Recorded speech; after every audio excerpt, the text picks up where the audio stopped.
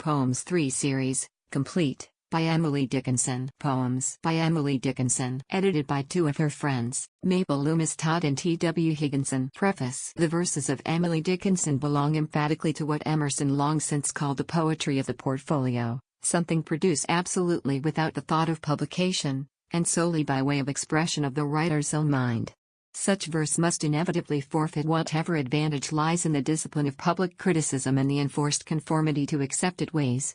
On the other hand, it may often gain something through the habit of freedom and the unconventional utterance of daring thoughts. In the case of the present author, there was absolutely no choice in the matter. She must write thus, or not at all. A recluse by temperament and habit, literally spending years without setting her foot beyond the doorstep, and many more years during which her walks were strictly limited to her father's grounds, she habitually concealed her mind, like her person, from all but a very few friends, and it was with great difficulty that she was persuaded to print, during her lifetime, 3 or 4 poems. Yet she wrote verses in great abundance, and though brought curiously indifferent to all conventional rules, had yet a rigorous literary standard of her own, and often altered a word many times to suit an ear which had its own tenacious fastidiousness. Miss Dickinson was born in Amherst, Massachusetts, December 10, 1830, and died there May 15, 1886. Her father, Honorable Edward Dickinson, was the leading lawyer of Amherst, and was treasurer of the well-known college there situated. It was his custom once a year to hold a large reception at his house, attended by all the families connected with the institution and by the leading people of the town. On these occasions his daughter Emily emerged from her wonted retirement and did her part as gracious hostess, nor would anyone have known from her manner, I have been told, that this was not a daily occurrence. The annual occasion once passed, she withdrew again into her seclusion, and except for a very few friends was as invisible to the world as if she had dwelt in a nunnery. For myself, although I had corresponded with her for many years, I saw her but twice face to face, and brought away the impression of something as unique and remote as Undine Normanyan or Thekla.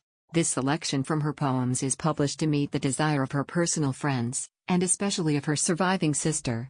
It is believed that the thoughtful reader will find in these pages a quality more suggestive of the poetry of William Blake than of anything to be elsewhere found. Flashes of wholly original and profound insight into nature and life, words and phrases exhibiting an extraordinary vividness of descriptive and imaginative power, yet often set in a seemingly whimsical or even rugged frame.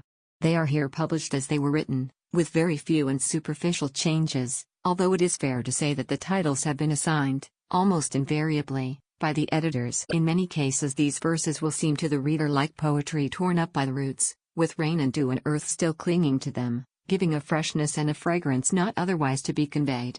In other cases, as in the few poems of shipwreck or of mental conflict, we can only wonder at the gift of vivid imagination by which this recluse woman can delineate, by a few touches, the very crises of physical or mental struggle.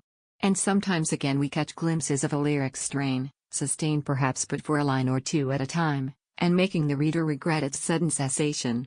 But the main quality of these poems is that of extraordinary grasp and insight, uttered with an uneven vigor sometimes exasperating, seemingly wayward, but really unsought and inevitable. After all, when a thought takes one's breath away, a lesson on grammar seems an impertinence. As Ruskin wrote in his earlier and better days, no weight nor mass nor beauty of execution can outweigh one grain or fragment of thought. Thomas Wentworth Higginson. This is my letter to the world, that never wrote to me. The simple news that nature told, with tender majesty. Her message is committed to hands I cannot see. For love of her, sweet countrymen, judge tenderly of me. I. Success. Published in a Mask of Poets. At the request of H.H., the author's fellow townswoman and friend. Success is counted sweetest by those who ne'er succeed. To comprehend the nectar requires sorest need. Not one of all the purple host who took the flag today can tell the definition, so clear, of victory, as he, defeated, dying, on whose forbidden ear the distant strains of triumph break, agonized and clear. 2. Our share of night to bear, our share of morning, our blank and bliss to fill, our blank and scorning. Here a star, and there a star, some lose their way. Here a mist, and there a mist. Afterwards day. 3. Rouge et noir. Soul, wilt thou toss again, by just such a hazard? Hundreds have lost, indeed, but tens have won in all. Angel's breathless ballot lingers to record thee. Imps an eager caucus raffle for my soul. 4. Rouge on ye. Tea is so much joy. Tea is so much joy. If I should fail, What poverty! And yet, as poor as I, have ventured all upon a throw, have gained. Yes. Hesitated so. This side the victory. Life is but life, and death but death, bliss is but bliss, and breath but breath. And if, indeed, I fail, at least to know the worst is sweet. Defeat means nothing but defeat. No drearier can prevail. And if I gain, oh, gun at sea, oh, bells that in the steeples be, at first repeat it slow, for heaven is a different thing. Conjectured, and wake sudden in, and might overwhelm me so. V. Glee. The great storm is over. 4 have recovered the land, 40 gone down together into the boiling sand. Ring, for the scant salvation. Toll, for the bonny souls, neighbor and friend and bridegroom, spinning upon the shoals. How they will tell the shipwreck when winter shakes the door, till the children ask, but the 40? Did they come back no more? Then a silence suffuses the story, and a softness the teller's eye, and the children no further question, and only the waves reply. If I can stop one heart from breaking, I shall not live in vain. If I can ease one life the aching, or cool one pain, or help one fainting robin unto his nest again, I shall not live in vain. 7. Almost within my reach, I could have touched, I might have chanced that way. Soft sauntered through the village, sauntered as soft away. So unsuspected violets, within the fields lie low, too late for striving fingers. That passed, an hour ago. 8. A wounded deer leaps highest, I've heard the hunter tell, tea is but the ecstasy of death, and then the break is still. The smitten rock that gushes, the trampled steel that springs, a cheek is always redder just where the hectic stings. Mirth is the mail of anguish, in which it cautions arm, lest anybody spy the blood and your hurt exclaim. 9. The heart asks pleasure first, and then, excuse from pain, and then, those little anodynes, that deaden suffering, and then, to go to sleep, and then, if it should be the will of its inquisitor, the liberty to die. X. In a library, a precious, moldering pleasure 'tis, to meet an antique book, in just the dress his century wore, a privilege, I think, his venerable hand to take, and warming in our own, a passage back, or two, to make to times when he was young, his quaint opinions to inspect, his knowledge to unfold, on what concerns our mutual mind, the literature of old, what interested scholars most, what competitions ran when Plato was a certainty, and Sophocles a man, when Sappho was a living girl, and Beatrice wore the gown that Dante deified. Facts, centuries before, he traverses familiar, as one should come to town and tell you all your dreams were true. He lived where dreams were sown. His presence is enchantment. You beg him not to go. Old volumes shake their vellum heads and tantalize, just so. 11. Much madness is divinest sense to a discerning eye, much sense the starkest madness. He is the majority, in this, as all, prevails. Assent, and you are sane. Demur, you're straightway dangerous, and handled with a chain. 12. I asked no other thing, no other was denied. I offered being for it. The mighty merchant smiled. Brazil?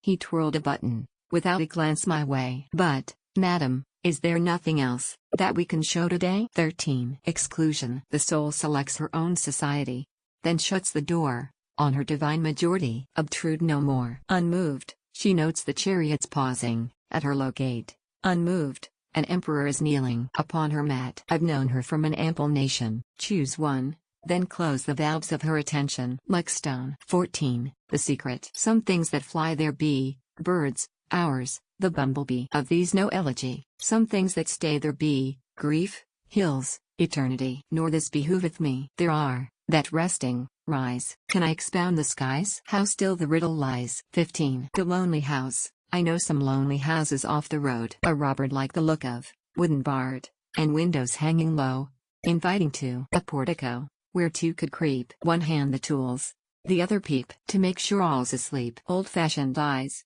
not easy to surprise. How orderly the kitchen looked by night, with just a clock, but they could gag the tick, and mice won't bark.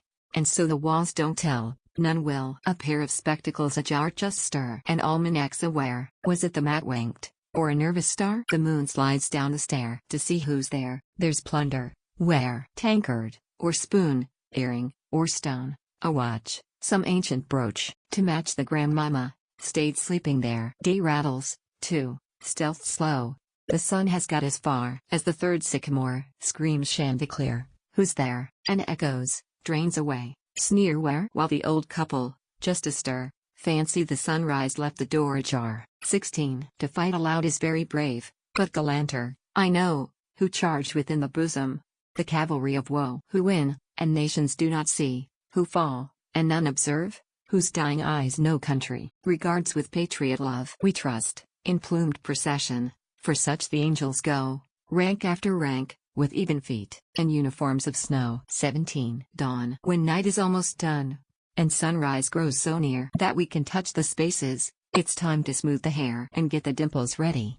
And wonder we could care for that old faded midnight that frightened but an hour. 18. The Book of Martyrs. Read, sweet, how others strove, till we are stouter, what they renounced, till we are less afraid, how many times they bore the faithful witness, till we are helped, as if a kingdom cared. Read then of faith that shone above the faggot, clear strains of hymn the river could not drown, brave names of men and celestial women, passed out of record, into renown. 19. The mystery of pain. Pain has an element of blank.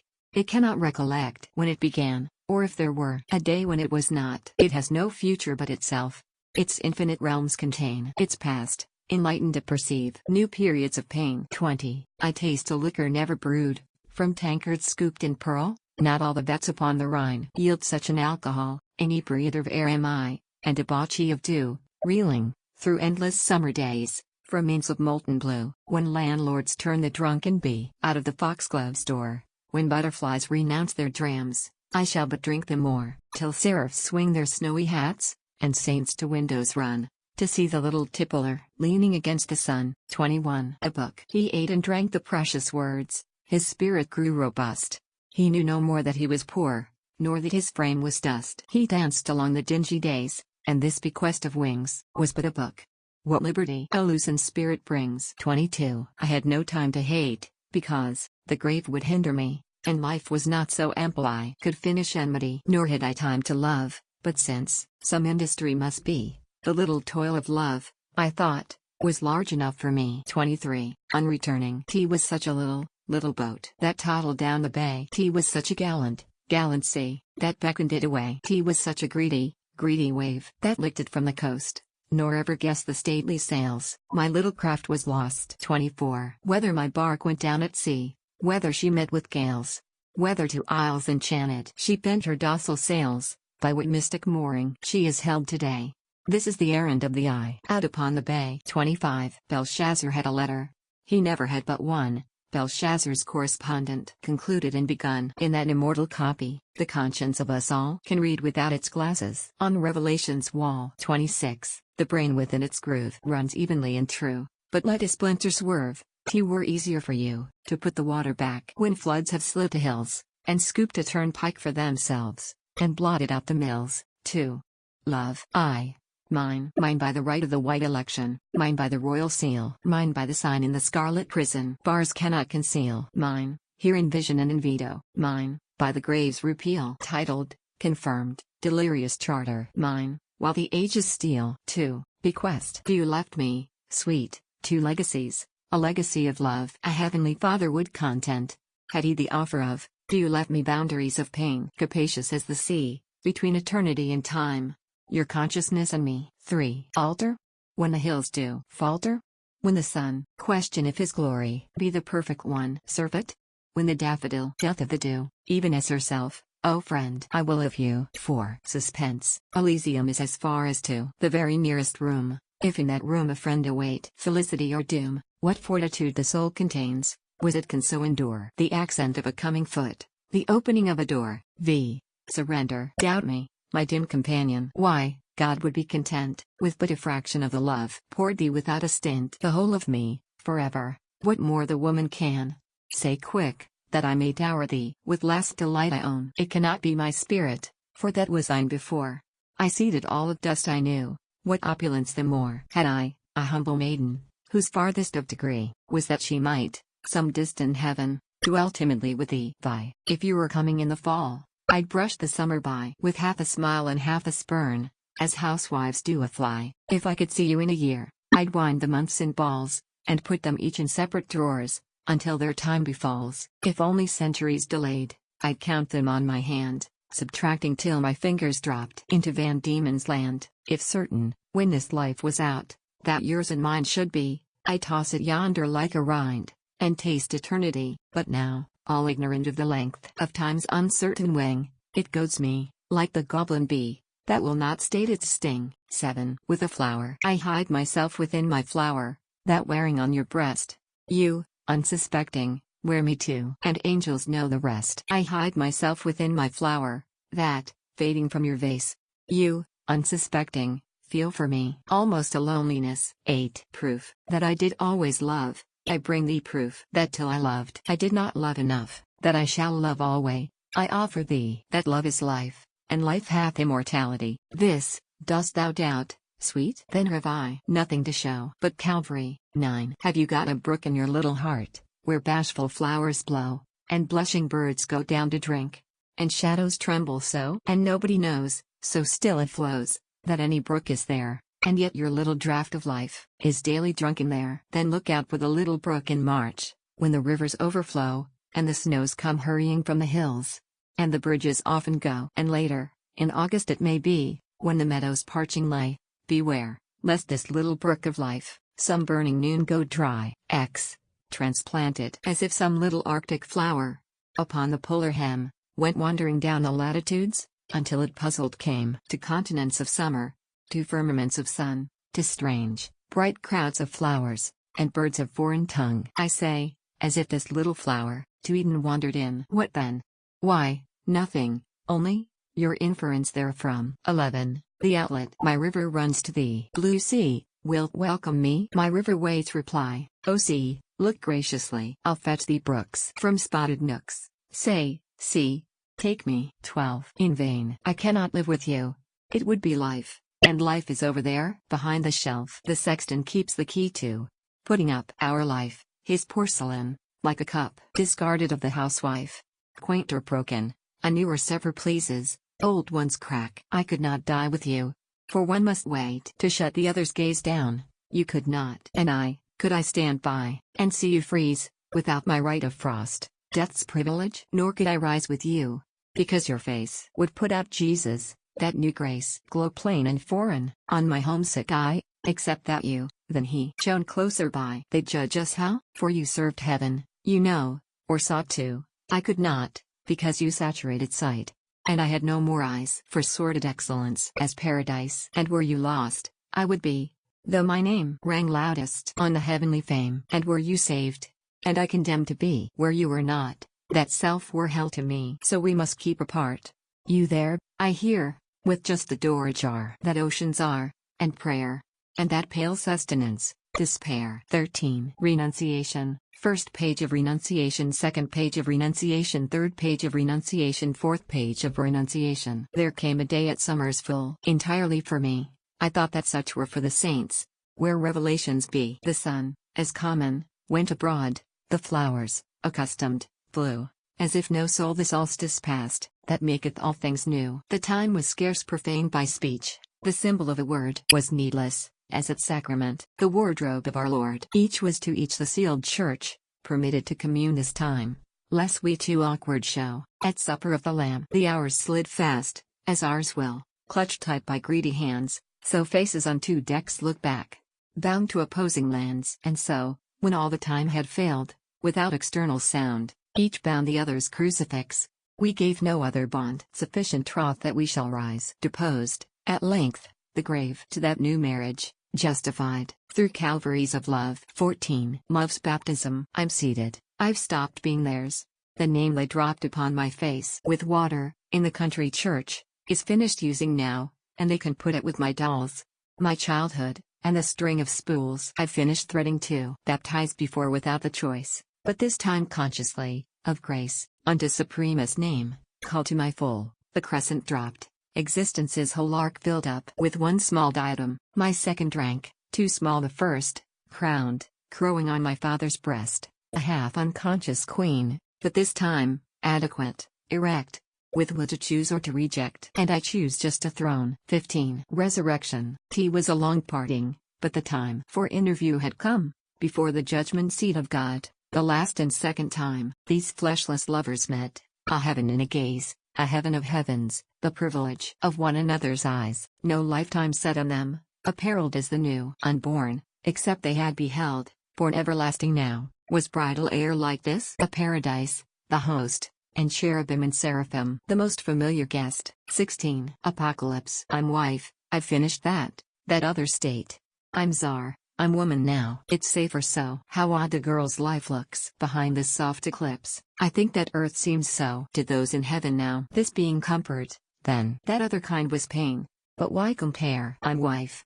Stop there. 17. The wife. She rose to his requirement, dropped the playthings of her life to take the honorable work of woman and of wife. If aught she missed in her new day of amplitude, or awe, or first perspective, or the gold in using wore away, it lay unmentioned, as the sea develops pearl and weed, but only to himself is known the fathoms they abide. 18. Apotheosis. Come slowly, Eden. Lips unused to thee. Bashful, sip thy jasmines. As the fainting bee, reaching late as flower, round her chamber hums, counts his nectars enters, and is lost in bombs. 3. Nature. I. New feet within my garden go, new fingers stir the sod, a troubadour upon the elm betrays the solitude. New children play upon the green, new weary sleep below, and still the pensive spring returns, and still the punctual snow. 2. Mayflower. Pink, small, and punctual, aromatic, low, covert in April, candid in May, dear to the moss, known by the knoll, next to the robin. In every human soul, bold little beauty, bedecked with thee, nature forswears antiquity. 3. Why? The murmur of a bee. A witchcraft yieldeth me. If any ask me why, 'twere easier to die, than tell. The red upon the hill taketh away my will. If anybody sneer, take care, for God is here, that's all. The breaking of the day addeth to my degree. If any ask me how, artist, who drew me so, must tell. 4. Perhaps you'd like to buy a flower, but I could never sell. If you would like to borrow, until the daffodil unties her yellow bonnet beneath the village door, until the bees, from clover rows, their hock and sherry draw, why, I will lend until just then, but not an hour more. V. The pedigree of honey does not concern the bee, a clover, any time, to him, is aristocracy. By a service of song. Some keep the Sabbath going to church, I keep it staying at home, with a bobolink for a chorister, and an orchard for a dome. Some keep the Sabbath in surplice, I just wear my wings, and instead of tolling the bell for church, our little sexton sings. God preaches, a noted clergyman, and the sermon is never long, so instead of getting to heaven at last, I'm going all along. 7. The bee is not afraid of me, I know the butterfly. The pretty people in the woods receive me cordially. The brooks laugh louder when I come, the breezes madder play. Wherefore, mine eyes, thy silver mists? Wherefore, O summer's day? 8. Summer's armies, some rainbow coming from the fair, some vision of the world Kashmir I confidently see, or else a peacock's purple train, feather by feather, on the plain, fritters itself away. The dreamy butterflies bestir, lethargic pools resume the whir of last year's sundered tune, from some old fortress on the sun. Baronial bees march, one by one, in murmuring platoon. The robins stand as thick today as flakes of snow stood yesterday, on fence and roof and twig. The orchis binds her feather on, for her old lover, down the sun, revisiting the bog. Without commander, countless, still, the regiment of wood and hill, in bright detachment stand. Behold, whose multitudes are these? The children of whose turbaned seas, or what Circassian land? 9. The grass so little has to do, a sphere of simple green, with only butterflies to brood, and bees to entertain, and stir all day to pretty tunes. The breezes fetch along, and hold the sunshine in its lap, and bow to everything, and thread the dews all night, like pearls, and make itself so fine. A duchess were too common for such a noticing, and even when it dies, to pass, in odors so divine, as lowly spices gone to sleep, or amulets of pine, and then to dwell in sovereign barns, and dream the days away. The grass so little has to do, I wish I were the hay. X. A little road not made of man, enabled to the eye, accessible to thill of bee, or cart of butterfly. If town it have, beyond itself, T is that I cannot say, I only sigh, no vehicle bears me along that way. 11. Summer shower. A drop fell on the apple tree, another on the roof, a half a dozen kissed the eaves, and made the gables laugh. A few went out to help the brook, that went to help the sea. Myself conjectured, were they pearls? What necklaces could be? The dust replaced in hoisted roads, the birds jocoser sung, the sunshine threw his hat away, The orchard spangles hung. The breezes brought dejected lutes, and bathed them in the glee. The east put out a single flag, and signed the fade away. 12. Psalm of the day. A something in a summer's day, as slow her flambeau burn away, which solemnizes me. A something in a summer's noon, and azure depth, a wordless tune, transcending ecstasy. And still within a summer's night, a something so transporting bright, I clap my hands to see, then veil my too inspecting face, lest such a subtle, shimmering grace flutter too far for me. The wizard fingers never rest. The purple brook within the breast still chafes its narrow bed, still rears the east her amber flag, guides still the sun along the crag. His caravan of red, like flowers that heard the tale of dews, but never deemed the dripping prize awaited their low brows, or bees, that thought the summer's name some rumor of delirium no summer could for them, or arctic creature, dimly stirred by tropic hint, some travelled bird imported to the wood, or wind's bright signal to the ear, making that homely and severe, contented, known, before the heaven unexpected came, to lives that thought their worshipping a too presumptuous psalm. 13. The Sea of Sunset. This is the land the sunset washes, these are the banks of the yellow sea, where it rose, or whither it rushes. These are the western mystery. Night after night her purple traffic strews the landing with opal bales. Merchantmen poise upon horizons, dip, and vanish with fairy sails. 14. Purple Clover. There is a flower that bees prefer, and butterflies desire, to gain the purple democrat. The hummingbirds aspire, and whatsoever insect pass, a honey bears away. Proportion to his several dearth and her capacity, her face is rounder than the moon, and ruddier than the gown of orchis in the pasture, or rhododendron worn. She doth not wait for June, before the world is green. Her sturdy little countenance against the wind is seen, contending with the grass, near kinsman to herself, for privilege of sod and sun, sweet litigants for life. And when the hills are full, and newer fashions blow, doth not retract a single spice for pang of jealousy. Her public is the noon, her providence the sun, her progress by the bee proclaimed. In sovereign, swerveless tune, the bravest of the host, surrendering the last, nor even of defeat aware when cancelled by the frost. 15. The bee. Like trains of cars on tracks of plush, I hear the level bee, ajar across the flowers goes, their velvet masonry withstands until the sweet assault their chivalry consumes, while he, victorious, tilts away to vanquish other blooms. His feet are shod with gauze, his helmet is of gold, his breast, a single onyx with chrysoprase, inlaid. His labor is a chant, his idleness a tune. Oh, for a bee's experience of clovers and of noon. 16. Presentiment is that long shadow on the lawn, indicative that suns go down, the notice to the startled grass that darkness is about to pass. 17. As children bid the guest good night, and then a reluctant turn, my flowers raise their pretty lips, then put their nightgowns on, as children caper when they wake, merry that it is morn, my flowers from 100 cribs will peep, and prance again. 18. Angels in the early morning may be seen the dews among, stooping, plucking, smiling, flying. Do the buds to them belong? Angels when the sun is hottest may be seen the sands among, stooping, plucking, sighing, flying. Parch the flowers they bear along. 19. So bashful when I spied her, so pretty, so ashamed, so hidden in her leaflets, lest anybody find, so breathless till I passed her, so helpless when I turned, and bore her, struggling, blushing, her simple haunts beyond. For whom I robbed the dingle, for whom but read the dell.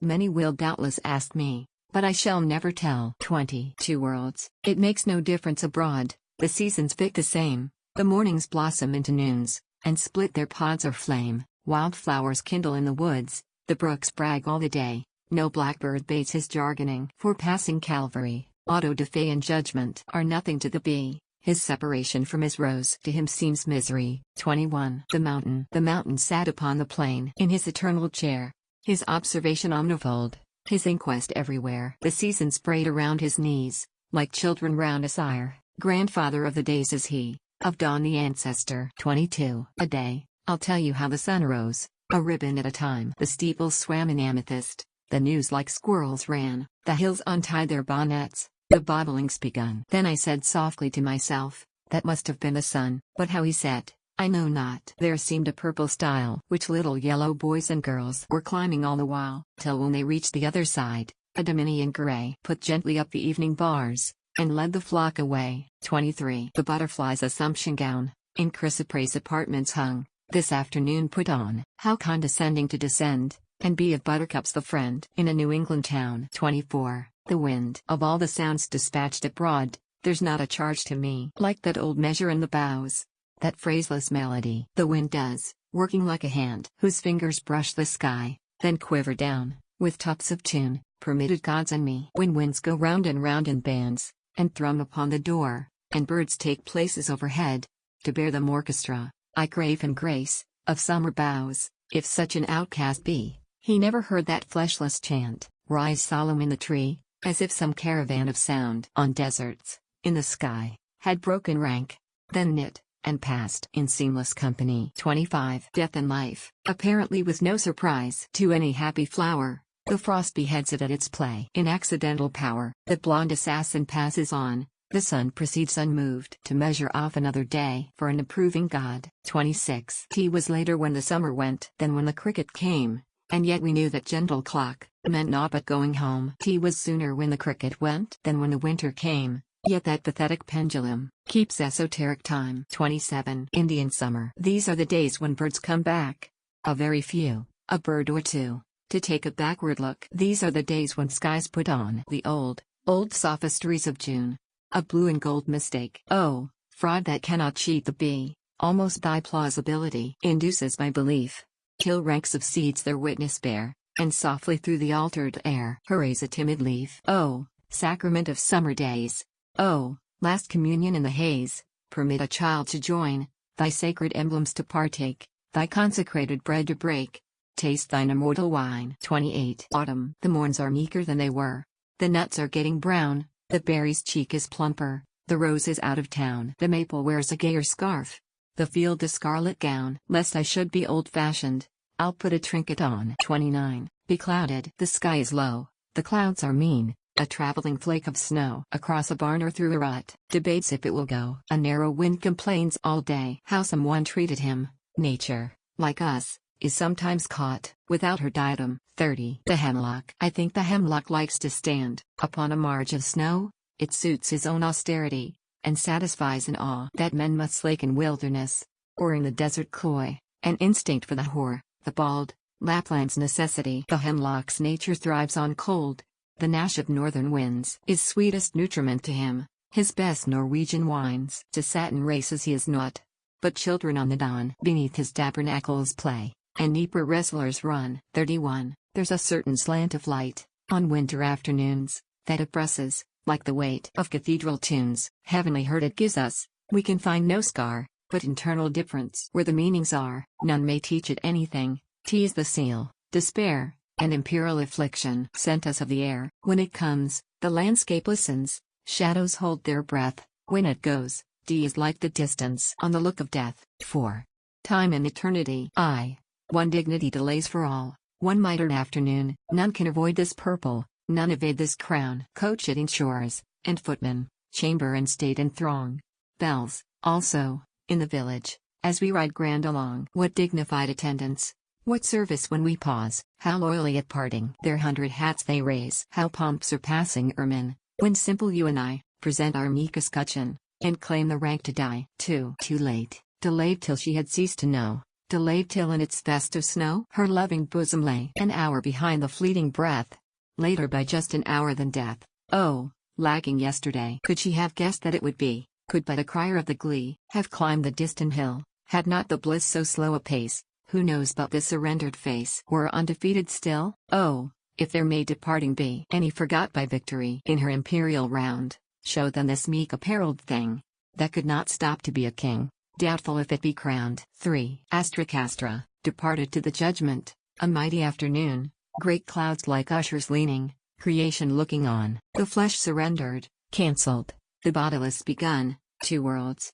like audiences, disperse and leave the soul alone. 4. Safe in their alabaster chambers, untouched by morning and untouched by noon, sleep the meek members of the resurrection. Rafter of satin, and roof of stone. Light laps the breeze in her castle of sunshine, babbles the bee in a stolid ear, pipe the sweet birds in ignorant cadence.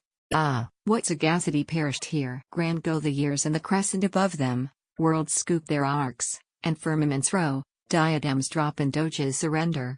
soundless as dots on the disk of snow. On this long storm the rainbow rose, on this late morn the sun. The clouds, like listless elephants, horizons straggled down. The birds rose smiling in their nests, the gales indeed were done. Alas! How heedless were the eyes on whom the summer shone. The quiet nonchalance of death no daybreak can bestir. The slow archangel's syllables must awaken her. From the chrysalis, my cocoon tightens, colors tease, I'm feeling for the air. A dim capacity for wings degrades the dress I wear. A power of butterfly must be the aptitude to fly. Meadows of majesty concedes and easy sweeps of sky. So I must baffle at the hint and cipher at the sign, and make much blunder, if at last I take the clue divine. 7. Setting sail. Exaltation is the going of an inland soul to sea. Past the houses, past the headlands, into deep eternity. Bred as we, among the mountains, can the sailor understand the divine intoxication of the first league out from land. 8. Look back on time with kindly eyes. He doubtless did his best. How softly sinks his trembling sun in human nature's west. 9. A train went through a burial gate. A bird broke forth and sang, and trailed, and quivered, and shook his throat till all the churchyard rang, and then adjusted his little notes, and bowed and sang again. Doubtless, he thought it meet of him to say goodbye to men. I died for beauty, but was scarce adjusted in the tomb, when one who died for truth was lain in an adjoining room. He questioned softly why I failed. For beauty, I replied, and I for truth, the two are one. We brethren are, he said. And so, as kinsmen met a night, we talked between the rooms, until the moss had reached our lips, and covered up our names. 11. Troubled about many things. How many times these low feet staggered, only the soldered mouth can tell. Try. Can you stir the awful rivet? Try. Can you lift the hasps of steel? Stroke the cool forehead, hot so often. Lift, if you can, the listless hair. Handle the adamantine fingers. Never a thimble more shall wear. Buzz the dull flies on the chamber window.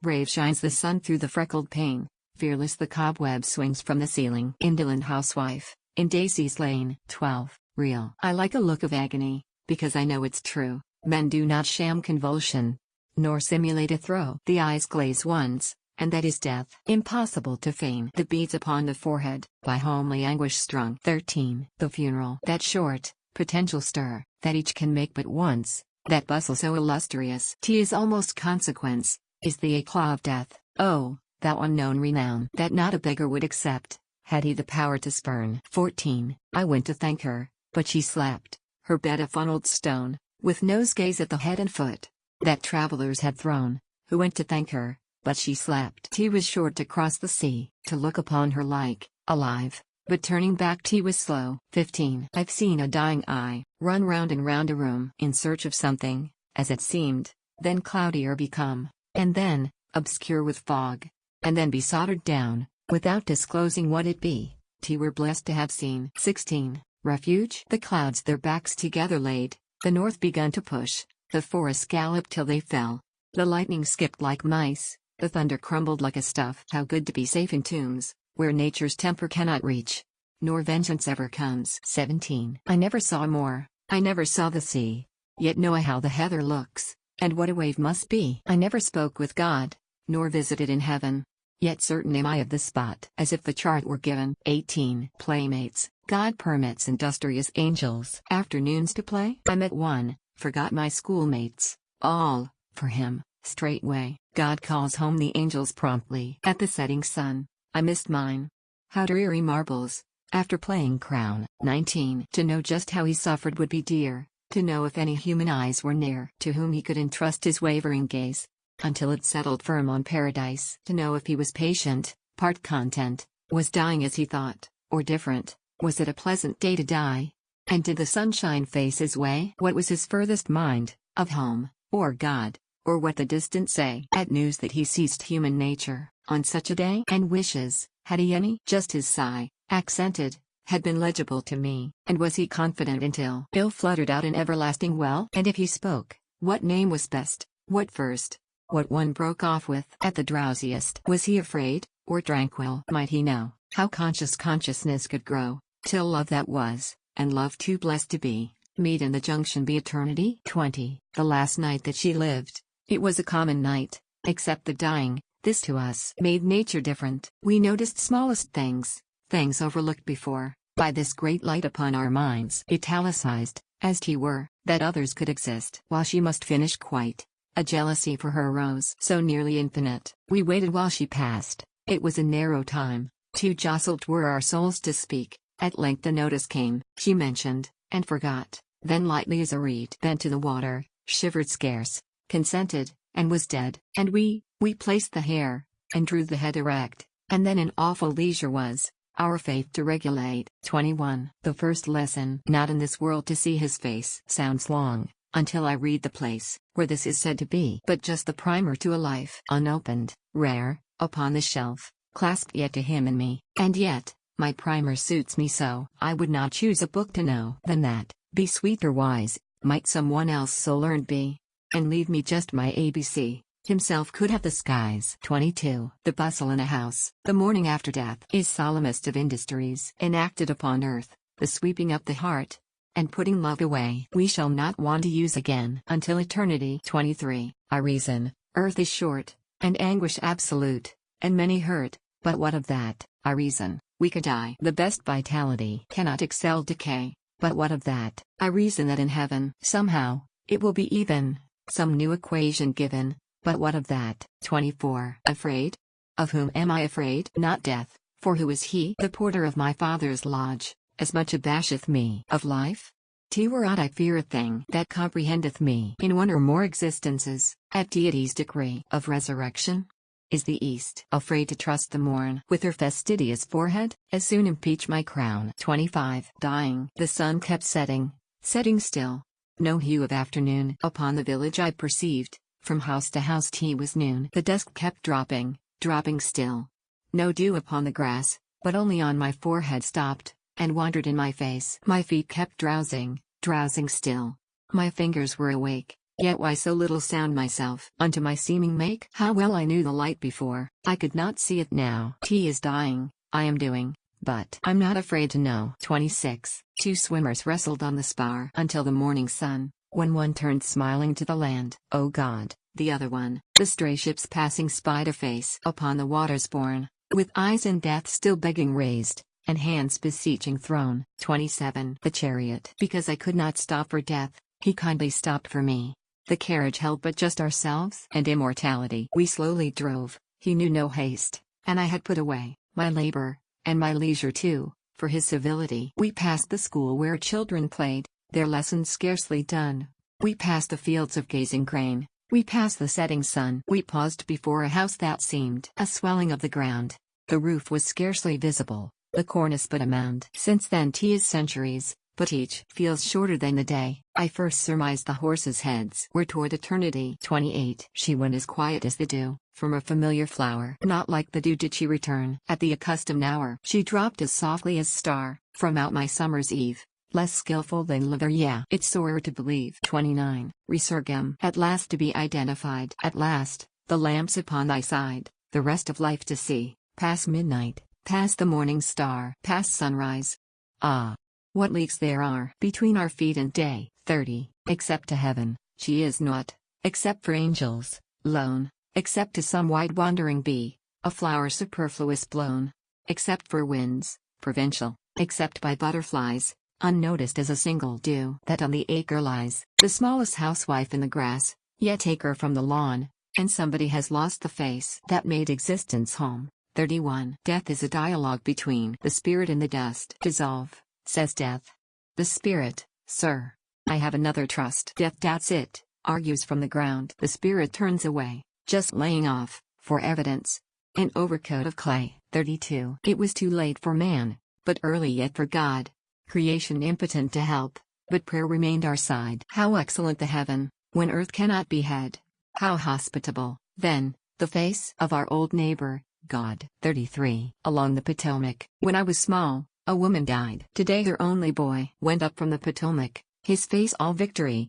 To look at her, how slowly the seasons must have turned, till bullets clipped an angle, and he passed quickly round. If pride shall be in paradise, I never can decide. Of their imperial conduct, no person testified, but proud in apparition, that woman and her boy pass back and forth before my brain, as ever in the sky. 34. The daisy follows soft the sun, and when his golden walk is done, sits shyly at his feet. He, waking, finds the flower near. Wherefore, marauder, art thou here? Because, sir, love is sweet. We are the flower, thou the sun. Forgive us, if as days decline, we near our steal to thee, enamored of the parting west, the peace, the flight, the amethyst, night's possibility. 35. Emancipation. No rack can torture me.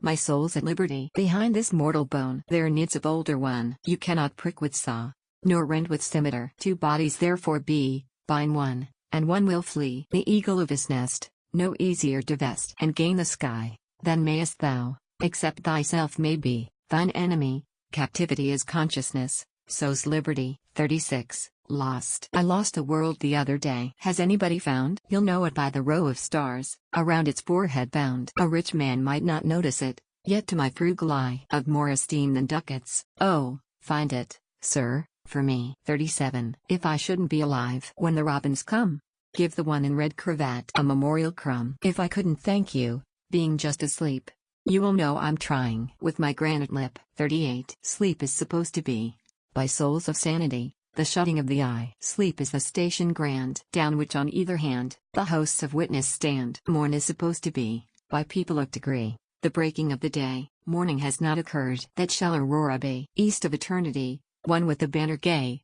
one in the red array, that is the break of day. 39. I shall know why, when time is over, and I have ceased to wonder why. Christ will explain each separate anguish in the fair schoolroom of the sky. He will tell me what Peter promised, and I, for wonder at his woe, I shall forget the drop of anguish. That scalds me now, that scalds me now. Excel. I never lost as much but twice, and that was in the sod. Twice have I stood a beggar before the door of God. Angels, twice descending, reimbursed my store. Burglar, banker, father, I am poor once more. Poems by Emily Dickinson. Second series. Edited by two of her friends, Mabel Loomis Todd and T.W. Higginson. Preface. The eagerness with which the first volume of Emily Dickinson's poems has been read shows very clearly that all our alleged modern artificiality does not prevent a prompt appreciation of the qualities of directness and simplicity in approaching the greatest themes, life and love and death.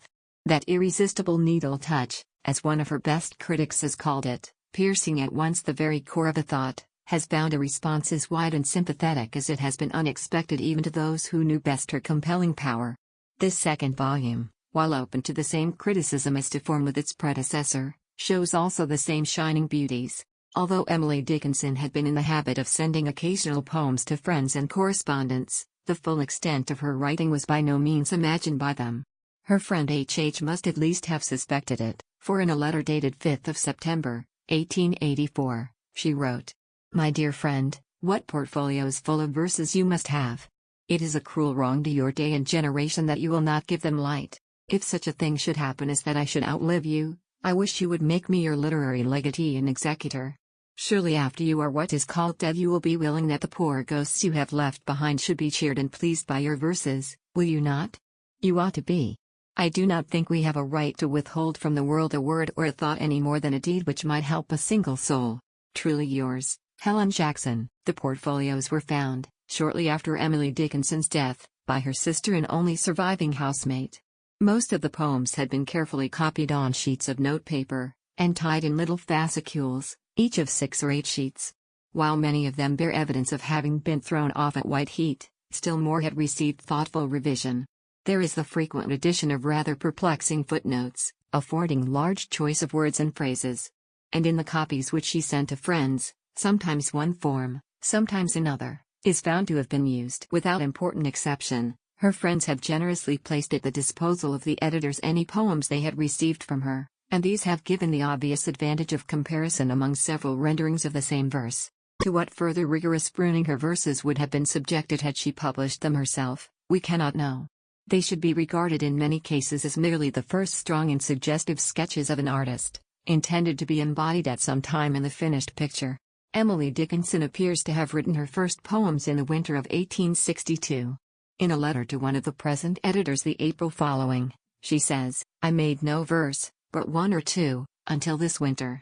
The handwriting was at first somewhat like the delicate, running Italian hand of our elder gentlewomen, but as she advanced in breadth of thought, it grew bolder and more abrupt, until in her latest years each letter stood distinct and separate from its fellows. In most of her poems, particularly the later ones, everything by way of punctuation was discarded, except numerous dashes, and all important words began with capitals. The effect of a page of her more recent manuscript is exceedingly quaint and strong. The facsimile given in the present volume is from one of the earlier transition periods. Although there is nowhere a date, the handwriting makes it possible to arrange the poems with general chronologic accuracy. As a rule, the verses were without titles, but A Country Burial, A Thunderstorm, The Hummingbird, and a few others were named by their author, frequently at the end, sometimes only in the accompanying note, if sent to a friend. The variation of readings, with the fact that she often wrote in pencil and not always clearly, had at times thrown a good deal of responsibility upon her editors. But all interference not absolutely inevitable has been avoided. The very roughness of her rendering is part of herself, and not lightly to be touched, for it seems in many cases that she intentionally avoided the smoother and more usual rhymes. Like Impressionist pictures, or Wagner's rugged music, the very absence of conventional form challenges attention. In Emily Dickinson's exacting hands, the especial, intrinsic fitness of a particular order of words might not be sacrificed to anything virtually extrinsic, and her verses all show a strange cadence of inner rhythmical music. Lines are always daringly constructed, and the thought rhyme appears frequently, appealing, indeed, to an unrecognized sense more elusive than hearing. Emily Dickinson scrutinizing everything with clear-eyed frankness. Every subject was proper ground for legitimate study, even the somber facts of death and burial, and the unknown life beyond. She touches these themes sometimes lightly, sometimes almost humorously, more often with weird and peculiar power, but she is never by any chance frivolous or trivial.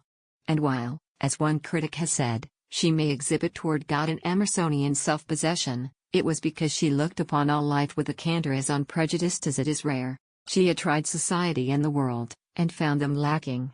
She was not an invalid, and she lived in seclusion from no love disappointment. Her life was the normal blossoming of a nature introspective to a high degree, whose best thought could not exist in pretense. Storm, wind, the wild March sky, sunsets and dawns, the birds and bees, butterflies and flowers of her garden, with a few trusted human friends, were sufficient companionship. The coming of the first robin was a jubilee beyond crowning of monarch or birthday of pope, the first red leaf hurrying through the altered air, an epic. Immortality was close about her, and while never morbid or melancholy, she lived in its presence.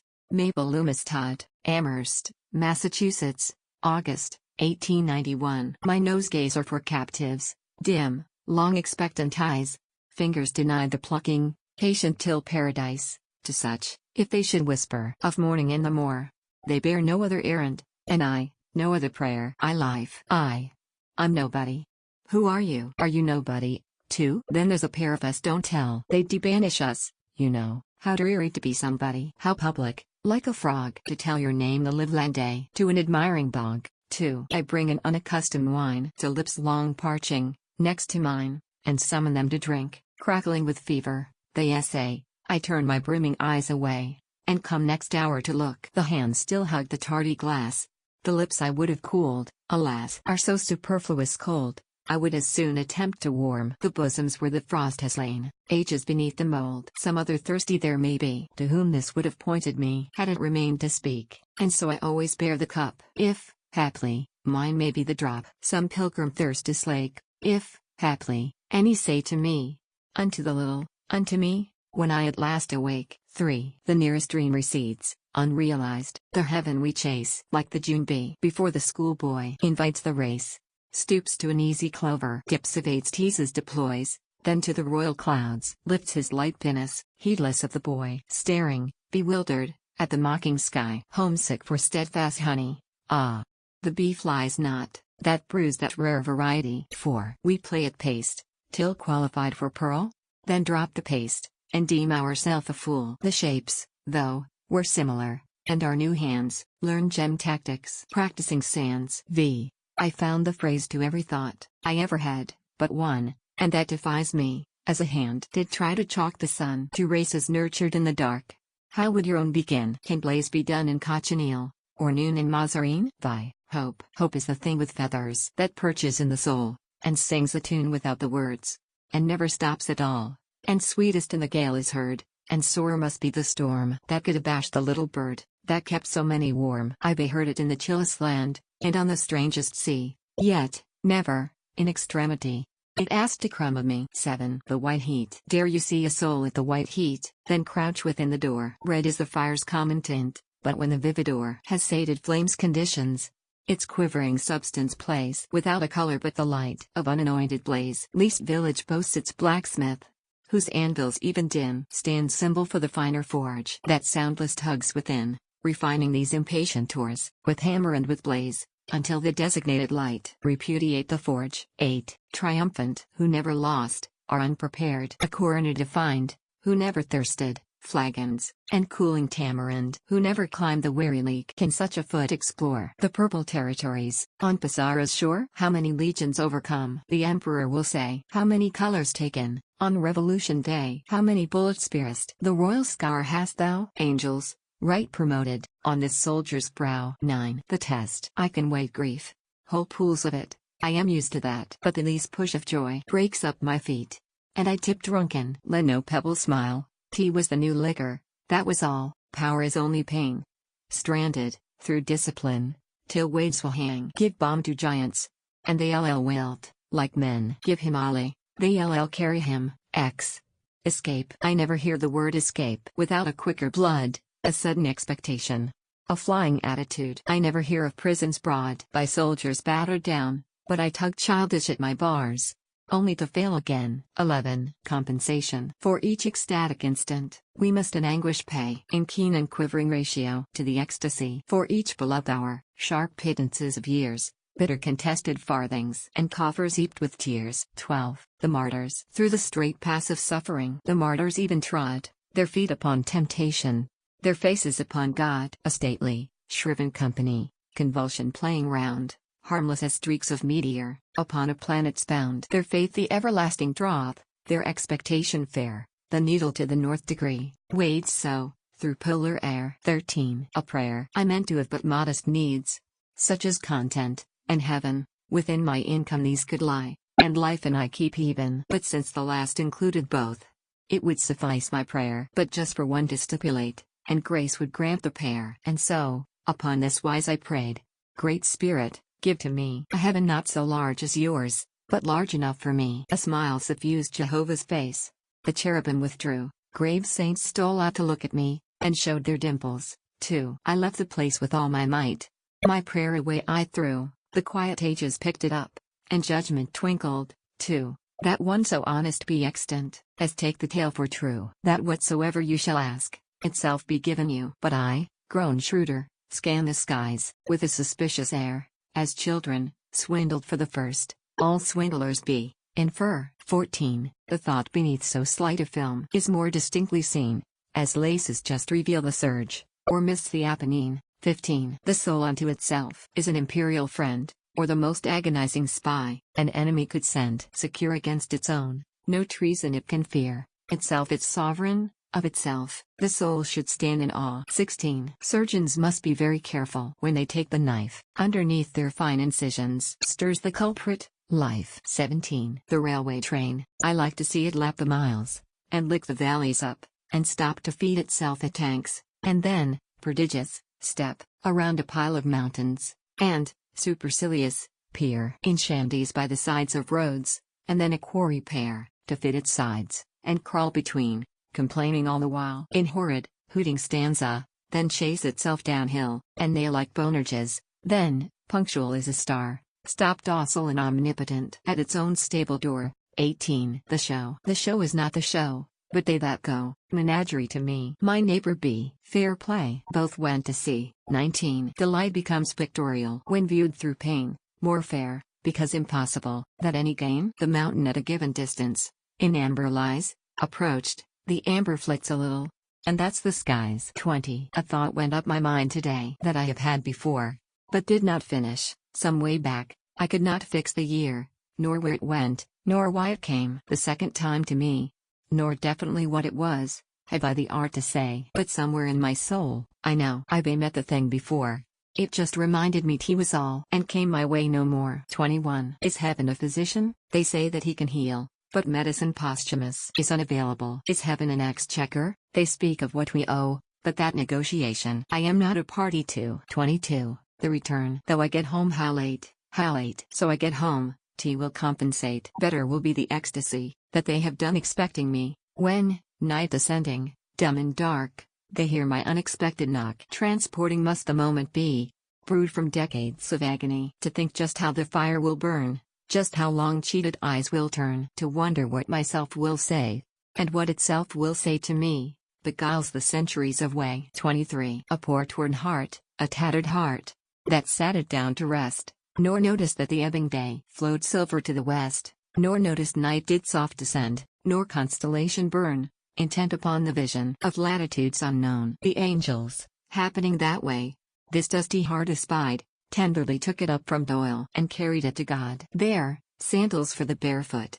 There, gathered from the gales, do the blue havens by the hand lead the wandering sails. 24. Too much. I should have been too glad, I see, too lifted for the scant degree of life's penurious round.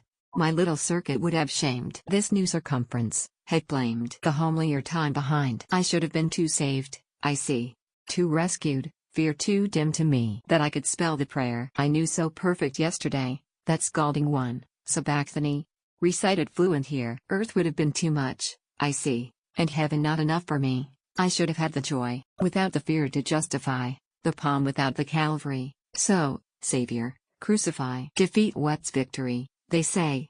The reefs in old Gethsemane endear the shore beyond. Tea is beggars' banquets best to fine. Tea is thirsting vitalizes wine. Faith feigns to understand. 25. Shipwreck. It tossed and tossed.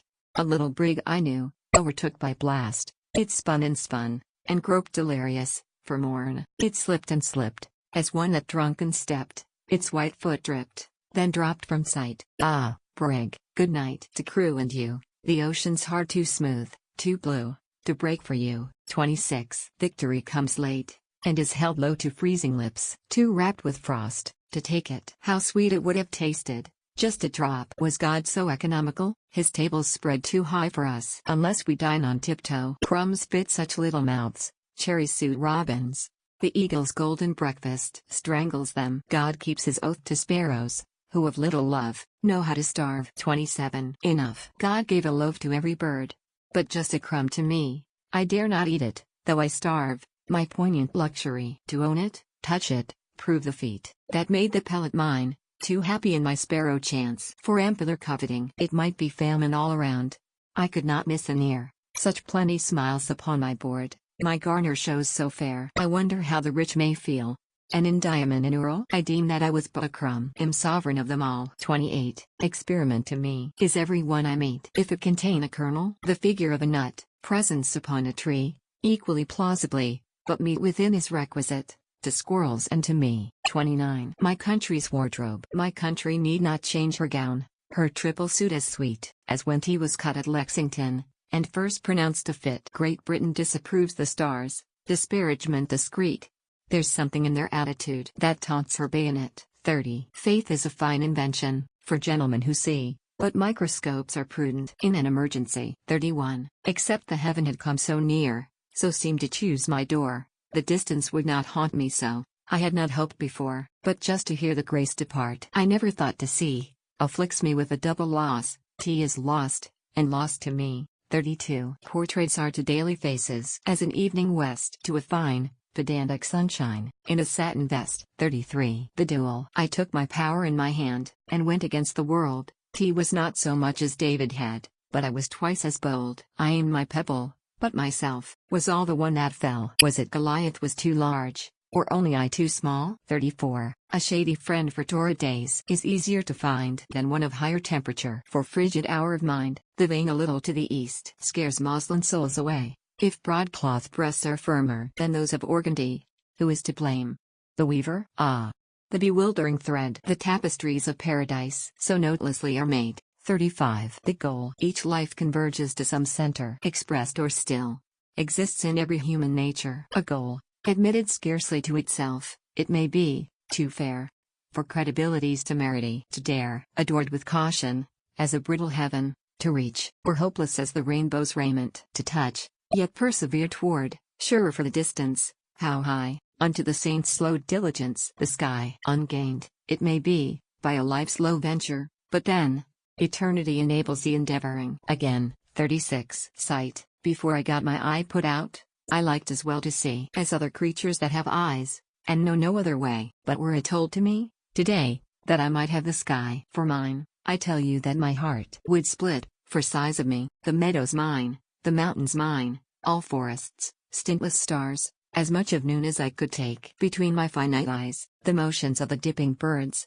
the lightning's jointed road, for mine to look at when I liked, the news would strike me dead, so safer, guess, with just my soul upon the window pane where other creatures put their eyes, incautious of the sun. 37. Talk with prudence to a beggar of Potosi in the mines, reverently to the hungry, of your vines and your wines. Cautious, hint to any captive you have passed enfranchised feet. Anecdotes of air in dungeons, have sometimes proved deadly sweet. 38. A preacher, he preached upon breadth till it argued him narrow. The broad are too broad to define, and of truth until it proclaimed him a liar. The truth never flaunted a sign. Simplicity fled from his counterfeit presence, as gold the pyrites would shun. What confusion would cover the innocent Jesus to meet so enabled the man. 39. Good night.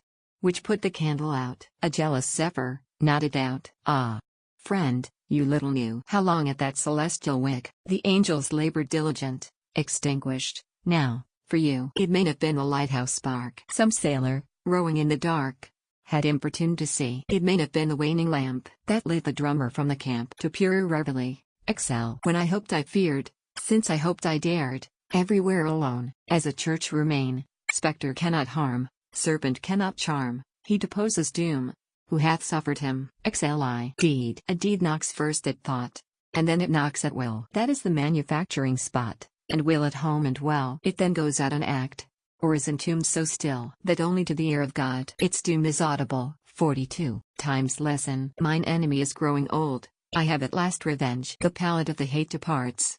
If any would avenge, let him be quick. The viand flits, it is a fated meat. Anger as soon as fed is dead. Tea as starving makes it fat. Zai. Remorse. Remorse is memory awake. Her company's astir, a presence of departed acts. At window and at door. Its past set down before the soul, and lighted with a match. Perusal to facilitate of its condensed dispatch. Remorse is cureless, the disease, not even God can heal, for tea is his institution, the complement of hell. Slive. The shelter the body grows outside, the more convenient way, that if the spirit like to hide, its temple stands always ajar, secure, inviting, it never did betray the soul that asked its shelter, in timid honesty. XLV. Undue significance a starving man attaches to food. Far off, he sighs, and therefore hopeless, and therefore good. Partaken, it relieves indeed, but proves us that spices fly in the receipt. It was the distance was savory. XLVI. Heart not so heavy as mine, wending late home, as it passed my window, whistled itself a tune, a careless snatch, a ballad, a ditty of the street, yet to my irritated ear an anodyne so sweet, it was as if a bobolink, sauntering this way, caroled and mused and caroled, then bubbled slow away. It was as if a chirping brook, upon a toilsome way, set bleeding feet to minuets, without the knowing why. Tomorrow, night will come again, weary, perhaps, and sore. Ah, bugle, by my window, I pray you stroll once more. Sylvie. I many times thought peace had come, when peace was far away, as wrecked men deem they sight the land at center of the sea, and struggle slacker, but to prove, as hopelessly as I, how many the fictitious shores before the harbor lie. Sylvie. Unto my book so good to turn. Far ends of tired days, it hath endears the abstinence, and pain is mist and praise. As flavors cheer retarded guests with banquetings to be, so spices stimulate the time, till my small library. It may be wilderness without, far feet of failing men, but holiday excludes the night, and it is bells within. I thank these kinsmen of the shelf, their countenances bland, enamor and perspective, and satisfy, obtained. Slicks. This merit hath the worst, it cannot be again. When fate hath taunted last and thrown her furthest stone, the main may pause and breathe, and glance securely round. The deer invites no longer than it is eludes the hound. Hunger. I had been hungry all the years, my noon had come, to dine. I, trembling, drew the table near, and touched the curious wine. Tea was this on tables I had seen, when turning, hungry, lone, I looked in windows, for the wealth I could not hope to own. I did not know the ample bread. Tea was so unlike the crumb the birds and I had often shared in nature's dining room. The plenty hurt me. Tea was so new. Myself felt ill and odd, as berry of a mountain bush transplanted to the road. Nor was I hungry, so I found that hunger was a way of persons outside windows. The entering takes away. I gained it so, by climbing slow, by catching at the twigs that grow between the bliss and me. It hung so high, as well the sky. Attempt by strategy, I said I gained it. This was all. Look, how I clutch it, lest it fall. And I a pauper go, unfitted by an instant's grace, for the contented beggar's face I wore an hour ago. To learn the transport by the pain, as blind men learn the sun, to die of thirst, suspecting that brooks and meadows run, to stay the homesick feet upon a foreign shore, haunted by native lands, the while, and blue, beloved air. This is the sovereign anguish, this, the signal woe. These are the patient laureates, whose voices, drained below, ascend in ceaseless carol, inaudible, indeed, to us, the duller scholars, of the mysterious bard.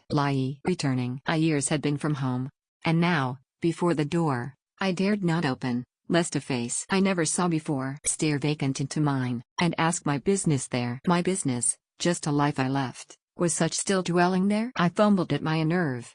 I scanned the windows near. The silence like an ocean rolled, and broke against my ear. I laughed a wooden laugh, that I could fear a door, who danger in the dead had faced, but never quaked before. I fitted to the latch, my hand, with trembling care, lest back the awful door should spring, and leave me standing there. I moved my fingers off, as cautiously as glass, and held my ears, and like a thief, fled gasping from the house. Prayer is the little implement through which men reach where presence is denied them. They fling their speech by means of it in God's ear, if then he hear. This sums the apparatus, comprised in prayer. I know that he exists somewhere, in silence. He has hid his rare life from our gross eyes. Tea is an instant's play. Tea is a fawn ambush, just to make bliss earn her own surprise. But should the play prove piercing earnest, should the glee glaze in death's stiff stare, would not the fun look too expensive? Would not the jest have crawled too far? Melodies unheard, musicians wrestle everywhere. All day, among the crowded air, I hear the silver strive, and waking long before the dawn, such transport breaks upon the town. I think it that new life. It is not bird, it has no nest, nor band, in brass and scarlet dressed, nor tambourine, nor man. It is not hymn from pulpit reed, the morning stars that treble led on time's first afternoon. Some say it is the spheres at play. Some say that bright majority of vanished dames and men. Some think it service in the place where we, with late, celestial face, please God, shall ascertain. Called back, just lost when I was saved. Just felt the world go by. Just girt me for the onset with eternity, when breath blew back, and on the other side I heard recede the disappointed tide. Therefore, as one returned, I feel odd secrets of the line to tell. Some sailor, skirting foreign shores, some pale reporter from the awful doors before the seal. Next time, to stay. Next time, the things to see by ear unheard, unscrutinized by eye. Next time, to tarry, while the ages steal, slow tramp the centuries, and the cycles wheel. 2. Love, choice. Of all the souls that stand create, I have elected one. When sense from spirit files away, and subterfuge is done, when that which is and that which was apart, intrinsic, stand, and this brief tragedy of flesh is shifted like a sand, when figures show their royal front and myths are carved away, behold the atom I preferred to all the lists of clay. 2. I have no life but this, to lead it here, nor any death, but lest dispelled from there, nor tighter earths to come, nor action new, except through this extent, the realm of you. 3. Your riches taught me poverty, myself a millionaire in little wealths, as girls could boast, till broad as Buenos Aires. You drifted your dominions a different Peru, and I esteemed all poverty, for life's estate with you. Of mines I little know, myself, but just the names of gems, the colors of the commonest, and scarce of diadems, so much that, did I meet the queen, her glory I should know. But this must be a different wealth. To miss it beggars so. I am sure tea is India all day. To those who look on you without a stint, without a blame, might I but be the Jew, I am sure it is Golconda, beyond my power to deem, to have a smile for mine each day. How better than a gem? At least, it solaces to know that there exists a gold, although I prove it just in time. Its distance to behold, its far, far treasure to surmise, and estimate the pearl that slipped my simple fingers through while just a girl at school. 4. The contract I gave myself to him, and took himself for pay. The solemn contract of a life was ratified this way. The wealth might disappoint, myself a poorer prove, than this great purchaser suspect, the daily own of love. Depreciate the vision, but, till the merchant buy. Still fable, in the Isles of Spice, the subtle cargoes lie. At least, tea is mutual risk, some found it mutual gain. Sweet debt of life, each night you owe, insolvent, every noon. V. The letter, going to him. Happy letter. Tell him the page I didn't write, tell him I only said the syntax, and left the verb and the pronoun out. Tell him just how the fingers hurried, then how they waited, slow, slow, slow, and then you wish you had eyes in your pages, so you could see what moved them so. Tell him it wasn't a practiced writer, you guessed, from the way the sentence toiled, you could hear the bodice tug, behind you, as if it held but the might of a child. You almost pitied it, it worked so. Tell him no, you may quibble there, for it would split his heart to know it, and then you and I were silenter. Tell him night finished before we finished, and the old clock kept neighing day, and you got sleepy and begged to be ended. What could it hinder so, to say? Tell him just how she sealed you, cautious, but if he ask where you were hid until tomorrow, happy letter. Gesture, coquette, and shake your head. By the way I read a letter's this. Tease first I lock the door, and push it with my fingers next, for transport it be sure. And then I go the furthest off to counteract a knock, then draw my little letter forth, and softly pick its lock. Then, glancing narrow at the wall, and narrow at the floor, for firm conviction of a mouse, not exorcised before, peruse how infinite I am to know one that you know, and sigh for lack of heaven, but not the heaven the creeds bestow. 7. Wild nights, were I with thee, wild nights should be our luxury. Futile the winds to a heart in port, done with the compass, done with the chart. Rowing in Eden, ah, the sea, might I but more tonight in thee. 8. At home, the night was wide, and furnished scant with but a single star, that often as a cloud it met, blew out itself for fear. The wind pursued the little bush, and drove away the leaves. November left, then clambered up and fretted in the eaves. No squirrel went abroad, the dog's belated feet like intermittent plush were heard adown the empty street, to feel if blinds be fast, and closer to the fire her little rocking chair to draw, and shiver for the poor. The housewife's gentle task. How pleasanter, said she, unto the sofa opposite, the sleep than may know thee. 9. Possession. Did the harebell loose her girdle to the lover bee? Would the bee the harebell hallow much as formerly? Did the paradise, persuaded, yield her motive pearl? Would the Eden be an Eden, or the Earl an Earl? X.